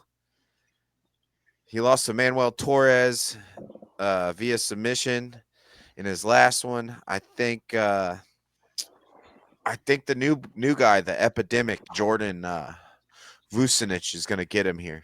And I He's think you were thinking of Jordan when you were talking about Paul Hughes and the rematch, because he No, fought you're right. Paul Hughes twice. Okay, yes, no, that's right. It was Jordan that fought Paul Hughes twice in Cage Warriors. Yes, sir. Good catch. Yeah, and it was actually a win and then a loss to Paul Hughes. Okay. Yeah, Right. and Paul Yeah, Hughes, right. like you said, Paul Hughes figured him out on that second Yeah. one. If I were solely going by ink, I'd say Vucenic was going to win this fight, but I'm taking Duncan in this one. He is covered, yeah. This is one that's kind of a tough one for me. I think I agree with you, George. The ink's not going to save him. Moving on to Ouch. the next fight, we have a women's strawweight bout between Meatball Molly McCann and Alexia Thainara. This is I like Did watching Nunes get canceled? Nunes. Nunes. Was That's there who Estela I have Nunes. is Estela Nunes. Estela Nunes filled in. for Alexa? Yes. Okay, I did not find out about that. Yeah. No. Nunes had visa issues. Oh, so they had somebody step in for Nunes? Yeah, no, Nunes is the one that couldn't fight, and Alexa stepped Oh. in. I see. Yeah. I didn't know. And Okay. in Brazil, Alexa is the number 1 ranked female in strawweight. Oh shit. Molly McCann is got a tough one ahead of her. Damn. Alexa's 11-1, and that one fight was against Bruno Brazil, who got her in a guillotine choke in 2019. It was her 3rd professional fight. This is bad. This is bad. This is bad for Meatball. I think Oh, we're going to man. see Meatball have a big problem on her hands. I think she's going to get taken down. I think she's going to get drowned. I think she's going to get submitted. What do you guys got on that one? Knowing the newfound information that you just gave me, where does Meatball suck? At jiu-jitsu. So I had this all put together for Estela Nunes, and she's on a 4-fight losing streak, and I just wrote down Meatball via murder, spinning elbow early, right? I thought that girl was handpicked for Meatball to have her That's what I had too. flowers, retire, leave the I think UFC. she was. Holy shit. And now they're doing this to Meatball? Yeah. To Meatball? Poor Yep. Meatball, you're not getting out of there, girl. If she's as good as she is at jiu-jitsu, she's only got that one loss. I would love to see Meatball win, but if the girl that's fighting Meatball has a chin and jiu-jitsu, Meatball loses. Yep. Sorry, Molly, I love you. I was going to pick you, but I'm not doing that to myself. I have to beat these knuckleheads every week. What you got on that one, George? That changes what I had, because what I had on there was Nunes to get murdered by Molly. Molly was going to maul her like a bear. Yeah. So now that I have to change that. Oh, yeah. Looking at Alexa's record, I agree this is going to be a tough fight. But you know what? Even though I almost never bet against Brazil, I'm taking Molly. I like it. I mean, we've I seen love you, improvement George. out of Molly. So I I love like you, George. that take. That's awesome. Yeah. A man with integrity right here, Mr. George Novo. I hope we see some good defensive wrestling out of Molly. I like watching Molly fight. We're not gonna. Yeah, I don't think we are. In fact, though, I think we are going to see some wrestling in the next fight at welterweight, and God damn I it. think my boy Gunnar Nelson is going to drown Kevin Holland. I think we're going to see Alexia drown Molly McCann, and then we're going to see Gunner drown Kevin Holland. Kevin Holland showed a lack of ability in the wrestling, and Gunner is skilled in the wrestling, and once he gets you down, he is going to strangle you. And I think we'll see just that. What do you got on that one, Will? Fuck. Also, as a note, we've got Kevin Holland dropping back down to 170. 170, right? Been, This is he has been yep. fighting 185. So remember when Kevin Holland fought Jacare? I feel like exactly before Kevin Holland fought Jacare, and I thought Jacare was going to maul him. I feel like Gunner's going to maul him. So there in which changes my fucking pick. I think Kevin's going to find range with the hands. And this might be another Bobby Green situation. Okay. Honestly, it might be where I love the guy so much. And I have so much faith in him, in his fight IQ and his experience. Because Kevin Holland, he's 26-13, man. This is professional fight number 40 for Kevin Holland. Gunnar Nelson, he's 19-5-1. So experience goes to Kevin Holland. Gunnar Nelson's 36 years old. Kevin Holland's 32 years old. Kevin Holland has that massive 81-inch reach, man. Gunnar Nelson, to your credit, is an absolute wizard when he gets a man down. He's only got 4 KO wins. Now, he's got 13 submission wins. It's pretty damn good. Gunnar's 2-2 in the UFC's, in his last 4. I'm sorry, not in the UFC. He's extremely dangerous. He does have underrated power because he is one of those long, linky guys. Okay. So fans out there, when you see a dude who's yoked, all right, there are exceptions like Yoel Romero and Paulo Costa. Normally, they don't have the same type of wiry, intense power as a really long guy like Kevin Holland. Okay. Gunnar Nelson is that body archetype. All right. He might not be exactly as tall as Kevin, but he is built like that. I think with Kevin's resume, I mean, Kevin knocked out Anthony Hernandez, Joaquin Buckley, Jacare Souza. It shows it's determined on who shows up Santiago on fight night. Ponzinibbio. Ponzinibbio with a backhand while Ponzinibbio had his leg in the air. That's ungodly power. Yeah. That's God gifted. I think if He Kevin knocked Holland out shows Jacare from his back. from his back and his leg was lifted in the air, I think if Kevin Holland shows up on time, like with his timing correct, and he's throwing, like when he came out against Roman Dolidze, Roman ate a lot of shit on the way in before Kevin got his rib broken. I think if Gunnar eats those shots, Gunner's not got the same type of chin as Roman Dolidze. I'm picking Kevin Holland via knockout, and it's gonna be late round 1. I disagree with you so much on what you just said. Okay. We saw Dolidze eat some massive shots from Vettori. Yeah, that's what I'm saying. I don't think Gunnar has the same chin as Roman Dolidze is what I'm saying. Oh, yeah. Sorry. Yeah. What do you got on that No, one, I'm with you, George? baby. We're tracking. We're there.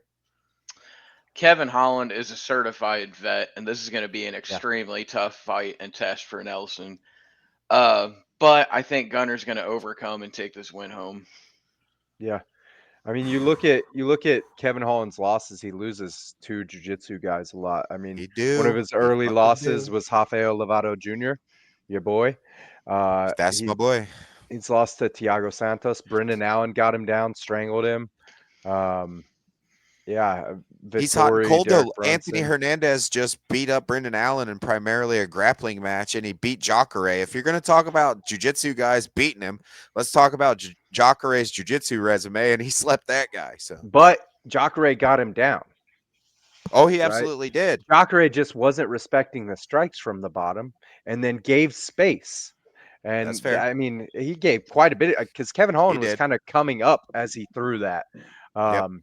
And then, you know, you got, obviously we can't talk about, you know, the Hamzat fight. That's not fair because that man just mauls everybody, right? And he slipped under the glove touch. Fuck you, Hamzat. Yeah. Yep. So next up, we have an absolute banger. So this is probably my, man, it's hard to say with this and the next fight, but I think I'm going to go with this one for fight of the night. We got a Mhm. big fight at light heavyweight. We got Jan Blachowicz and Carlos Ulberg. This is a tough one, man. This is a tough. I like Carlos Ulberg. I like the city kickboxing guys. He's an absolute beast. He's 11-1. His only loss is to Kennedy Nchukwu. And he was so tired. He punched himself out. He looked And that like a was his dingus for that. first real UFC fight. You know, he That was fought his on debut. That yeah, was he his fought debut. on Contender and then had that fight. And since then, I mean, he's been on a tear. I'd say his biggest wins were against Alonzo Menafield, and that's a big win when you can knock that dude out. And then Volkan Oezdemir, which is another great win. I mean, against an absolute destroyer. But standing in front of him, we got Polish power. Jan Blachowicz. And Jan is a veteran, former champion. I think I got to go with Jan in this one. What do you guys got on this one? I don't completely disagree with you, man. I think Ulberg, he has nowhere to go. There are no more like small time contenders underneath him to fight to get up there. He's reached the big dogs now. And we haven't seen him totally tested in the grappling, right? Jan Blachowicz will test you in the grappling. If he starts to get ahead of Jan Blachowicz in the striking, make no qualms about it. Blachowicz will close on big power trying to take you out and throw you on your back. Yeah, that's Pereira. Carlos Ulberg, he trains with Israel Adesanya at City Kickboxing, and Izzy always praises him, but when you watch Ulberg fight, it's kind of Israel Adesanya-esque with the footwork, but it's not nearly the level that Izzy had when he fought Jan Blachowicz. When Izzy fought Jan Blachowicz, he was one of the best strikers in the world, on the planet. Footwork, he could change stances. He still does all that stuff, but not at the level he was when he was on that meteoric rise trying to go for champ. Also, Izzy had more experience than Ulberg had when Ulberg's about to fight Jan Blachowicz. I think Ulberg might get ahead of himself in the striking a little bit. Excuse me. And he might start to get a little too comfortable, and we're going to see Jan Blachowicz.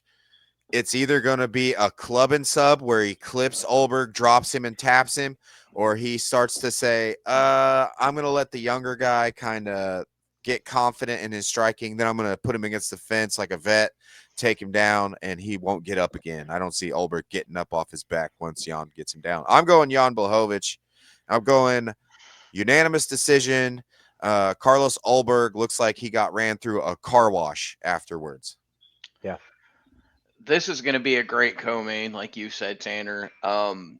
Ulberg is a complete fighter, and he is on a win streak, and I believe he's number 6. Blachowicz, however, fought the current champ Ankalaev to a draw, and he also got beat by Pereira. Which, I mean, is that something Could have won that you that should? fight. I think something he you did win that fight. It was I think a so too. split decision against him for Pereira, and I think Jan was robbed. I think he was robbed of that fight and the Ankalaev fight.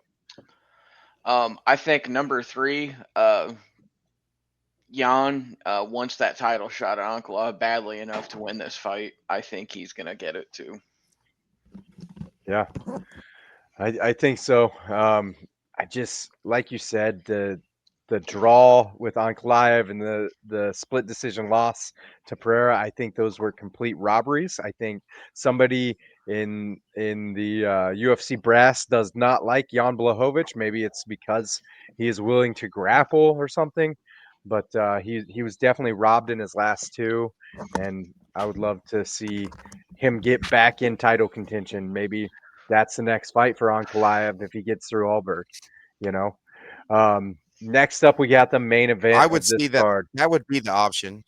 Yeah. Next up, we have the main Sorry, I event of didn't the mean to cut card. you off, but yeah, that's what I would pick. At welterweight, we have Leon Edwards and Sean Brady. This is another tough one for me. It's a banger of a fight, you know. I think I think I'm going with Sean Brady. Sean Brady's only loss is to our current welterweight champion Bilal Muhammad, and that's fair. He's went out. He's went out, and he's gotten a win over Kelvin Gastelum via Kimura. He got a win over Gilbert Burns, unanimous decision.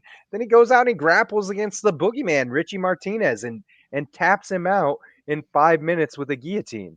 You know, this guy is a grappler. He's a hell of a wrestler. And Not I just think, Richie. yeah, I think we're going to see him come in, and I think we're going to see him actually be able to take down Leon Edwards, which we've only really seen with Bilal, uh, and Kamaru in the first fight. Um, Colby wasn't able to take him down. Kamaru hasn't been able to take him down in the last fight. And I think Brady will be able to succeed in that. I think he is just an absolute tank. I think he is going to charge at Edwards, and he is going to get him down, and he's going to drown him. What do you got on that one? Okay, so I think Bilal gave Sean Brady his welcome to the UFC moment because Sean Brady was tearing through the welterweight division until he ran into Bilal, and the Yeah. Bilal was like, wait a second, we are veterans. We played the whole game a little bit better than you at this point, but you're on the right track." His striking is a little suspect, honestly. I don't think he's going to get Leon down. I think Leon's going to play the leg kick sniper game. But if we see Leon show up in self-doubt, we also know that Leon freezes. Now, Bilal beat Leon the whole fight until the 5th round, and then Leon threw Bilal on his head, took his back. He beat him up with elbows. Leon can grapple. He is a very good grappler. He took Kamaru's back. He almost strangled him in that fight. Kamaru eventually got out, but who else has taken Usman's back? Chimaev on 3 days' notice, and Usman came off the couch. I mean, that doesn't really count as much as a guy who had 10 weeks to prepare for you and Leon. Man, I'm trusting Leon. I think the Leon Rocky Edwards is going to show up. I think he wants his belt back. I think he knows if he put a little more output in and played the game a little bit better with a little bit more output, he could have retained his title. I think we see Rocky Edwards, unanimous decision, 5 rounds. I think it goes the whole time. And I think Leon gets put back on the list to get that belt back. Sean Brady, shout out to him for looking like a Call of Duty skin. Leon Edwards, put some respect on his name. He is coming back for Bilal's title, and he's not going to be denied. And if he can avoid the takedowns and sub game of Brady, that's a perfect warm up for that match. The dude is going to fight the same way. He's going to try to make it grimy, going to try to get you down and end it that way. If you can keep it standing, piece him up, give him a nice how do you do uppercut when he comes in for that single leg or something like that. You know what I'm saying? Yeah, I'm taking Edwards in this all day. I want to see that rematch. Anytime you see Leon Edwards training, you see him wearing a Gracie Baraja rash guard, and he's only doing jiu-jitsu. And only once in a while you see him with his Muay Thai coach throwing the cleanest fucking pad work ever. So, well, he doesn't have grappling wins over Craig Jones, Killaby, or the Boogeyman. And no, that's right. That's true. I think if Sean Brady gets him down, his experience grappling with elite level guys is going to shine. And I think all it takes is, same as that, all it takes is one from Leon Edwards. All it takes is getting him to the ground to drown him out for Sean Brady. So it's going to be a good one regardless. For sure. Next up, I want to cover our one Friday Night Fights 100 results. Sorry as I butcher these names. So we're going to start off at Bantamweight MMA. We had Yang Cyrus Seongyu defeating Katsuki Blast Ayogi via knockout in round 3. Next up, we had a catchweight Muay Thai at 140. We had Ali Kanuchu defeating Yota Shigemori via unanimous decision. Then at atomweight in MMA, we had the Panda Zhang Jinong defeating Mang Bo via unanimous decision. And at catchweight 116 Muay Thai, we had Kiat Sangrit defeating Ti MBK via unanimous decision. Next up at catchweight 130 Muay Thai, we had Stephen El Matador Irvine defeating Soren Sukhanoi via unanimous decision. Then at a catchweight 140 kickboxing, we had Sargathit looks like Kong Din. Oh my goodness. Good luck, Gary. Looks like Kong Din defeating the super one, Ye You look Chan. like a man. That was a unanimous decision. Next up, featherweight Muay Thai, we had Shadow Singha Mayin defeating Hassan Badanirad via knockout in round 2. Then in flyweight Muay Thai, we had the Angel Warrior defeating Rod Thai via TKO in round 3. Can somebody turn their train off? Then at flyweight Muay Thai again, we had Jasui Mora defeating Dennis the Bosnian Menace Purik via knockout in round 2. What a name. That's surprising. I've actually watched a few of the Bosnian Menace's fights, and he is really good. Moving on. With a name like that, he better be. Exactly. Catchweight 140 Muay Thai, we had Sukum Sorjor defeating Kamwat via TKO in round 2. Yeah, he did. You did what? No, I want you guys to know that his Allegedly. name is Kamwat FA, like capital F, capital A, group. Kamwat Fa Group. All right. So moving on, we had a catchweight kickboxing fight at 175. We had Nikki the Natural Holskin defeating Sinsuma Klinmi via knockout in round 1. Is that uncircumcised, that nickname? Maybe. I was thinking it. He fucking said it. For the main event of the fight card, we had a catchweight 137 Muay Thai fight, and we had the Elbow Zombie Mong Thai PK Sinchai defeating Ibrahim Abdulmenzadov via TKO in round 3. That guy looked like Abe Lincoln, didn't he? Yeah, he did. Wow.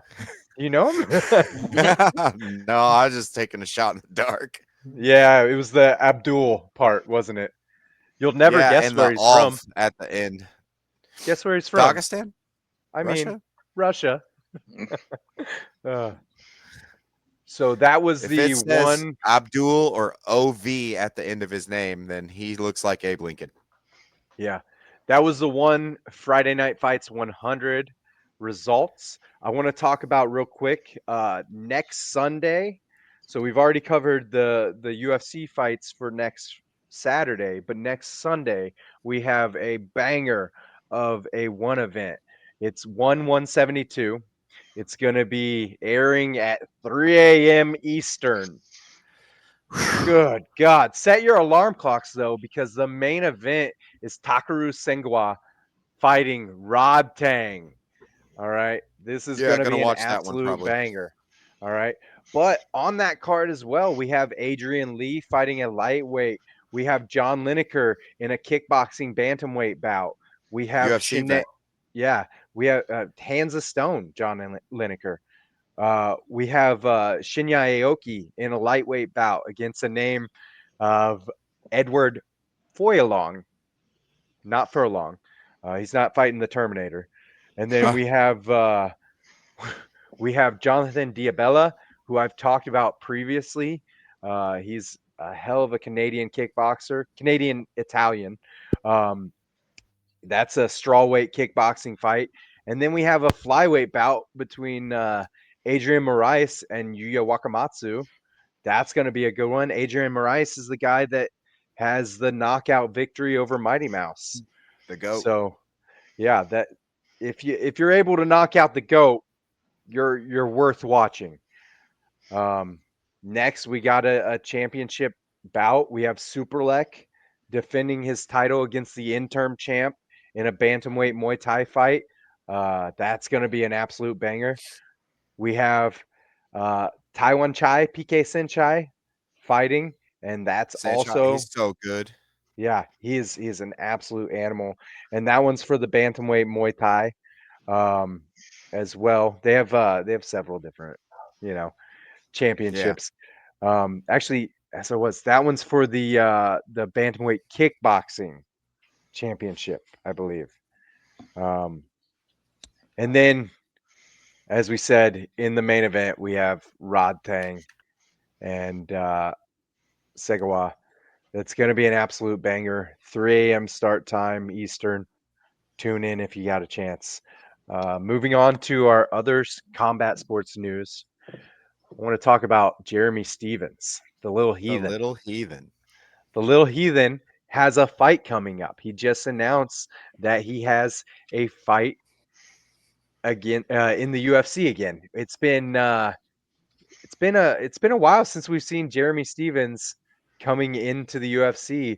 I mean, his last fight in the UFC was 2021, and I'll be honest, he had a rough run in the UFC. He fought the who's who though. I mean, he fought Jose Aldo, then he fought Zabit, then he fought Yair twice, Calvin Kattar, Mateus Gamrot, Clay Collard. Clay Collard was in the PFL, but right, still Clay Collard's nobody to shake a stick at, dude. That guy is so good. Going Josh Emmett, Zabit, Yair twice, Calvin Kattar, Mateus. Those were his last fights in the UFC. So it's no wonder, he had a bunch of losses coming at the end of his career. But I want to lead us to before those fights, he beats Gilbert Melendez in a decision. He knocks out the Korean Superboy, and then he knocks out Josh Emmett. So, and then we see him go to bare knuckle, and he knocks out Eddie Alvarez. Early in his career, like 23-year-old, Jeremy Little Heathen Stevens was put on a UFC fight card as a late replacement against a guy who turned out to be kind of okay in the UFC. His name's Rafael Dos Anjos. And Jeremy Stevens uppercut him to a Pluto. And there he was, put his name on the map. He beat guys like Dennis Bermudez, the loyal fans, like the veteran fans. Cole Miller. Will know some of these names. Marcus, the Irish hand grenade Davis, who no one in the UFC wanted to stand with. When Marcus was in his heyday, these guys would turn into wrestlers as soon as they got touched. Jeremy Stevens put him to sleep. Justin Buchholz, who you might know as TJ Dillashaw's head striking coach. Yeah, Justin Buchholz, Team Alpha Male striking coach forever. Cole Miller, dude was known for having an iron chin. Jeremy Stevens was like the Justin Gaethje before Justin Gaethje. He was your favorite fighter's favorite fighter. He was going in there, going to sleep the dude, or it was going to be a war. His record reflects that at 29-21. He had an absolute banger with Max Holloway. He beat Renan Barão. It goes on and on. Fought some of the who's who. He fought Charles Oliveira back when Oliveira was missing weight a bunch, Yeah. And he fought him to decision after Oliveira missed weight in that fight. Right. He's an absolute banger. He's game. He's ready to fight anyone. He's wanting that fight with Conor. They had some back and forth previously at the press conference, and then Jeremy Stevens posts a picture with Conor's mom. Conor calls him out years later after he knocks out Eddie Alvarez in bare knuckle. Conor's coked up, ready to go. Wants some of Jeremy Stevens now. Maybe the UFC is looking at this as a good way to get Conor possibly into an easier fight for him. And I'm here for it because I think Jeremy Stevens is not an easy fight. And I think he probably runs through Conor. So I'm all here for that. If Eddie Alvarez couldn't put Jeremy down with no fucking gloves on, no Yeah. gloves, Conor's going to struggle to do it with gloves on. And he hasn't fought in so many years. Dude, I hope you're right. I hope you just Not just Nostradamus that. not just Eddie Alvarez, but Jimmy Rivera too. He fought Jimmy Rivera in BKFC, Yeah. knocked him out, and he fought Fuck. Bobby Taylor and won that one via unanimous decision. The man's he's game. He is ready to fight anyone. What you got on this one, George? That's a name I haven't heard in some time, and I'm here. I'm here for him to come back. You guys, nailed it out of the park with all the past fighters that I was going to call out in that. Whenever we move on, I have 5 Twitter beefs from current fighters. Now that I'm on X all the time and reading this stuff, I couldn't help but reference it. So when we get to that, I'll have your guys' opinions on those. Okay. I want to talk about who Jeremy Stevens is fighting. So the scheduled bout is May 3rd. It's a fight night, and he's supposed to be fighting Mason Jones. Mason Jones is a former Cage Warriors champion. So this isn't necessarily an easy fight. He's Mason Jones is 15-2. Um, Mm. Ludovic Klein is his last loss, and Mike Davis before that. So it almost seems to me like the UFC is trying to squish possibly that opportunity of a Jeremy Stevens, Conor McGregor. They're like, no, we're gonna try and Yeah. feed him to this young up and comer, and hopefully it squashes all hope of that future fight. That because Conor's probably been talking to everybody he can about wanting to fight Jeremy Stevens. So maybe the UFC is looking at sending this beast of a young fighter in against him to kind of derail that train. That's a Dana White move, dude. It's a very Dana Dana White White move. says, "Oh, you guys want all this hype over here in BKFC? You want to challenge me? You want to take Conor McGregor in the face of it, make him the face of your organization, take his biggest rival that we could sell tickets for. You know what? I'm gonna sign Jeremy Stevens because I know that boy needs money. He's over there fighting your bare knuckle organization, and then I'm gonna bring in this fucking killer." And Connor's going to be like, I don't even want to play with this toy anymore after he gets smoked. I hope it's not the case. I love Jeremy Stevens so much. Yeah, I do too. I hope he gets it done. So moving off of Jeremy Stevens, let's talk about the Hitman, Liam Harrison. The Liam patron Harrison, saint of the leg kick. yeah, in September last year, Liam Harrison laid down his gloves at one and called it a career. Then he goes out and decides that he's gonna put on another fight and wins about a week ago. And just out of nowhere, he announces he's coming back.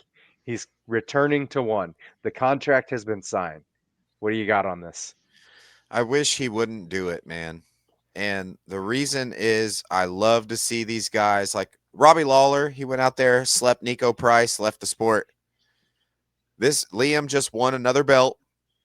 These Thai fighters will go anywhere and get a belt. They love belts. Yeah.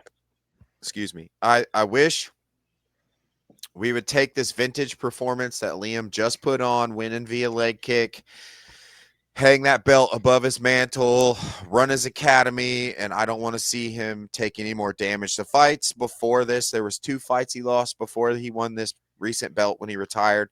He took so much damage. And if you look at his career, the reason they call him the Hitman is because he just stands in the pocket and delivers blows, trading with other guys the entire fight until that person can't take it anymore. Your body's not made for that anymore, Liam. You've been in so many wars. You've given us, the fans, and us, the loyal martial artists who love Muay Thai, so much material, so many memories. We all praise you. We want you to ride off into the sunset and be healthy and continue to be that figure we love so much. Just like John Wayne Parr, man. I don't want to Yeah. see John Wayne Parr take another fight. And No. I grew up watching John Wayne Parr videos. I love you guys. I want you to stay retired. I want you to teach the next generation and stop putting your health at risk. Every one of you guys, even the young fellas, get in there and your life's on the line every time. So let's just get you out of there, Liam. Let's polish that belt. You keep driving your Lambos and being fly as fuck and just stay healthy. And to your point on that big career he's had 92 professional Muay Thai and kickboxing wins, Yeah, man. 26 losses, and 2 draws. The man has an insane amount of fights. He has 120 fights under his professional record, and that's not Yeah, counting. I mean, the man was knocking people out before he was 15. yeah, So his AMI record is just as extensive as this. I mean, you factor that in, he's probably got well over 200 sanctioned bouts under him. And that you just don't want to see it. You don't want to see your favorite past fighter go down that rabbit hole, right. And one has a diverse pool of Muay Thai fighters and kickboxers. Uh, Nongo, that was one of his last 2 losses. Nongo's still in one, you know? Dude, I I don't I don't want to see him become a gatekeeper. I don't want to see him go on a 6-fight losing skid or something. I hope if this is true, I hope it's a one and done deal.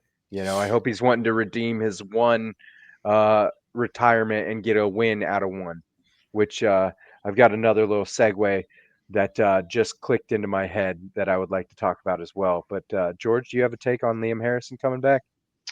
I think Will said it best. There's a lot of guys that we've watched over the years do this, step away after a tough loss and then come back and they're not the same. And you just kind of it's almost like meeting your heroes. You shouldn't do it.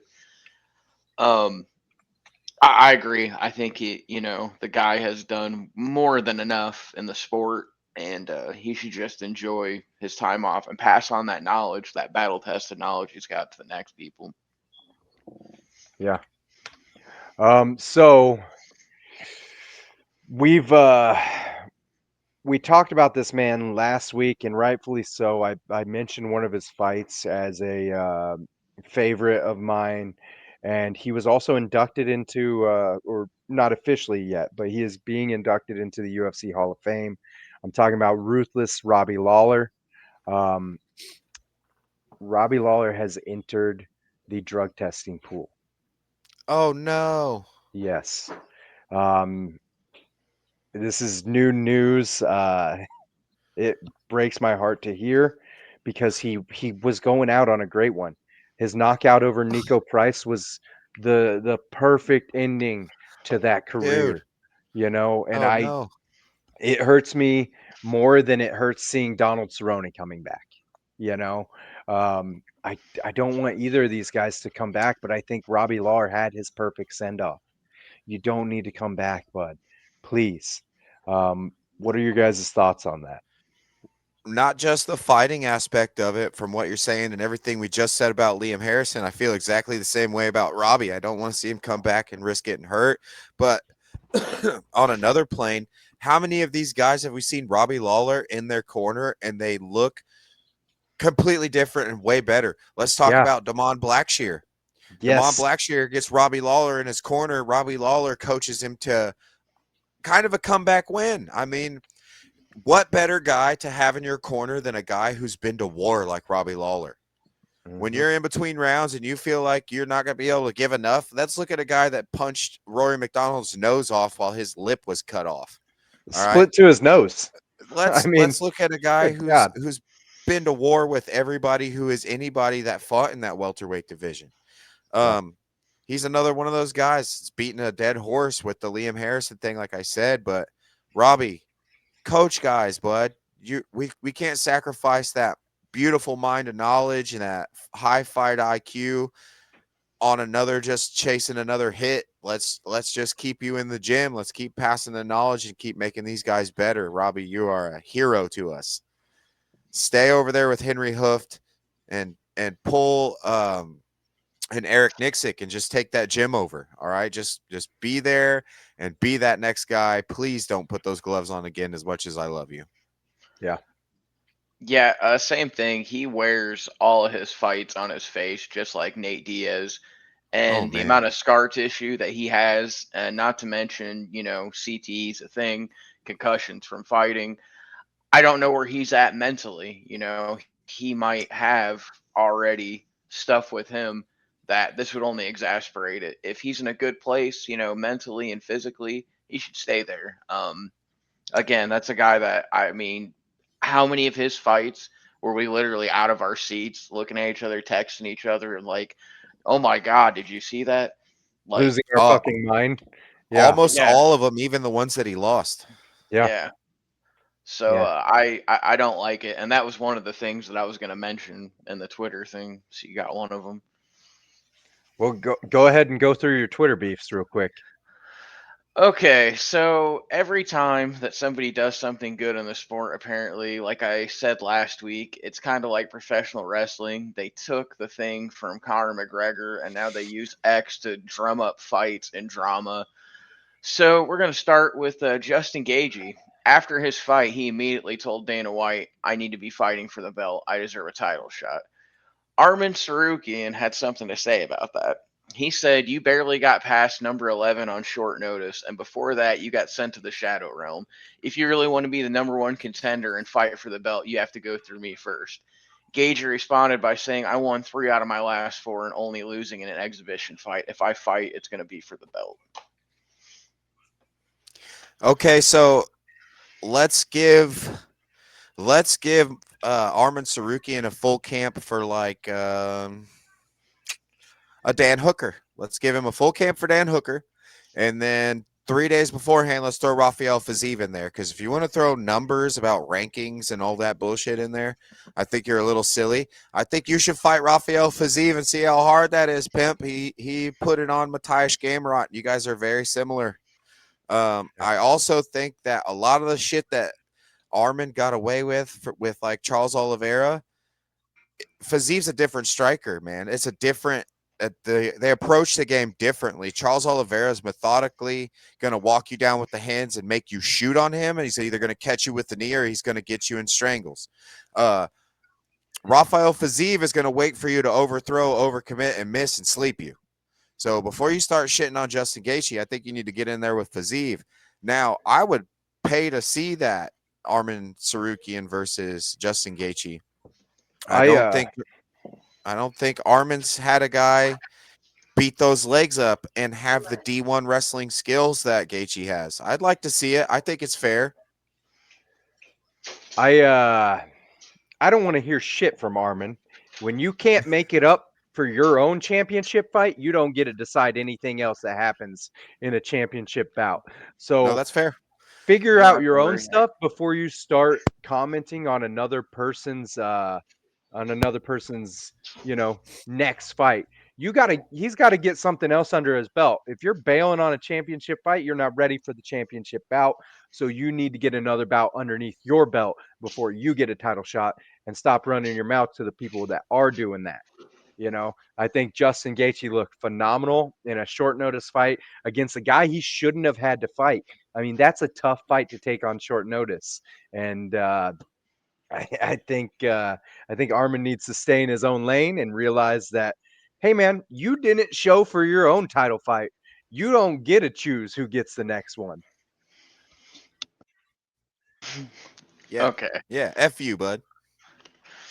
All right. I'm getting the wrap it up sign at the Grammys here. So I just got 2 more quick ones to go over and we'll end it. I won't go to the favorite fight. Ever the Opportunist, the notorious one, has reached out on X to Joe Rogan to be a guest on his podcast now.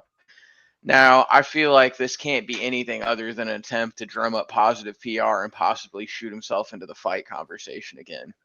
Against who? Just an opportunity to be relevant is, what I got from it. I don't know who you or where you would go. I'll give you a I hint. feel like. Little Go Heathen. ahead, Tanner. I mean, look, it seems like something's drumming up for those. All the stars do align. All the stars are out of nowhere. We get Conor McGregor asking to be on Joe Rogan. Then we get Jeremy Stevens announcing he has a UFC bout after years of not being in the UFC. I mean, stuff is just adding up weirdly, and I hope that we're going to get that. My point on Conor McGregor is very much your point on Arman Sarukian. What the fuck have you done lately, bud? You've ducked a bunch of fights. You ducked Michael Chandler. Cocaine. The That's dude what he's done says, lately. I broke my toe. I can't fight you. The next week he's out hitting pads and then he's on a yacht. What the fuck, dude? He got All that booger beat sugar. up. Yeah, he got beat up by Dustin Poirier twice before that.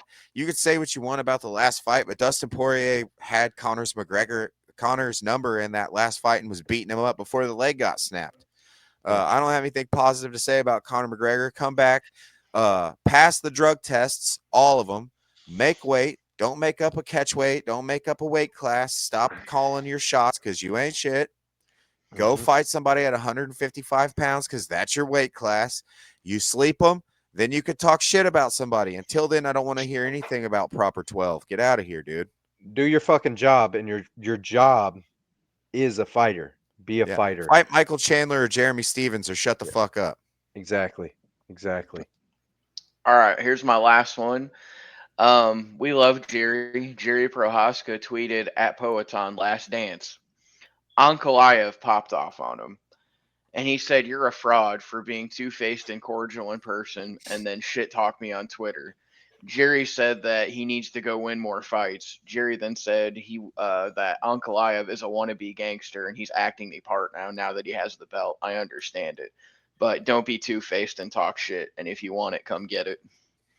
I want to point back to last week when I said that that's the match to make. Those two haven't fought before, and I'm down to see Yuri and Ankalaev. I think Yuri has all the ability and the willingness to get it done. I think Ankalaev is setting himself up for failure here. Yuri is not the same as Potan. He doesn't have that hesitancy. He knows he's going to get hit. He's ready for it, right? That's why Yeah. every Yuri fight we see is an absolute banger because the man is ready to stand in the fire and cook dinner. All right. Yeah. And I think we will see that if we see those two fight. I think Ankalaev is barking up the wrong tree on that one, but it's a fight I was calling for afterwards, and it's a fight I hope we get to see. So let's source the Alexander Rakic versus Yuri Prohaska fight, and let's see what Yuri Prohaska did to him. Oh, he knocked him the fuck out. And then let's talk about Jamal Hill. What Yuri do to him? Oh yeah, he knocked him the fuck out. After he got slept by Poetan, there's something you could teach in a fighter, and that's like the X's and O's, how to slip punches, how to handle the open stance, the closed stance, all that kind of shit. And then there's something you can't teach him. It's the willingness to go back into the fire after you got beat up. Yuri doesn't give a shit if he got knocked out the last fight. He's going to come back and he's going to put that wild ass on you again. And he's so weird. He's hard to game plan for. You could come in with the game plan for beating up that front leg the whole 8 weeks. You're going to beat up that front leg. You're going to win the outside hand position. Then you're going to come out. Ankalaev's a southpaw. Yuri's going to come out southpaw. Oh, shit. There goes all my open stance stuff. And to Tanner's credit, he's not scared to get hit. He's going to stay in the pocket. And we've seen what happens when guys get hit clean by Yuri. They go to fucking sleep. Yeah, take my money. Let's go. All right. Well, fellas, that's all I had for this week. Will? I don't know what you guys got. Will, do you want to cover the local? Yeah, so Saturday night we had a tough night for us Rhinos guys, man. We had Juan Stilts. He's our 145er. He came out against JD Stone. Full disclosure, the first two fights we had were Juan Stilts and Gabe Kaufman, and they fought two of Jacob Herlock's guys, which you know well. They're always well coached. Jacob Herlock's a hell of a coach, man. And Phenomenal. a lot of these amateur guys, they're just kind of disrespectful. They want their guys to come out and win the fight so they don't talk to the other coaches or anything like that. Jacob Herlock is not that guy. Jacob Herlock walks up to me well before the fight. He says, "Hey, my guys don't touch gloves. I'm just telling you out of respect. I don't think anything good could come from a glove touch. I want you to know." Which, first of all, that's A1 in my book. A lot of guys won't tell you that. Yeah. Second of all, after Juan's fight in the cage, Herlock's telling me it could have gone either way. And we had a point taken by the ref, and Herlock was upset about the point being taken from us. Shout out to him in the second fight. They're outstanding competitors over there. Oh, he's a great person. Gracie Baraja. Yeah. They're absolute phenomenal. I love everything they do. We've enjoyed competing against them. We've enjoyed having them as the judges, as reffing. They're Yeah. phenomenal athletes and people out there. And just a credit to Herlock's team. The second fight we had against those guys, Cy Collier, which look out for him. He's a natural talent. He beat Gabe. He beat our Gabe Kaufman. I threw the towel in. Cy threw a spinning back fist and didn't land the back fist. He hit his elbow on Gabe's head. Oh, The ref did not see it. Cy did not continue to attack our guy. He stopped, let the ref know that he hit him with the elbow, gave Gabe the opportunity to recover, and all that comes from your coach.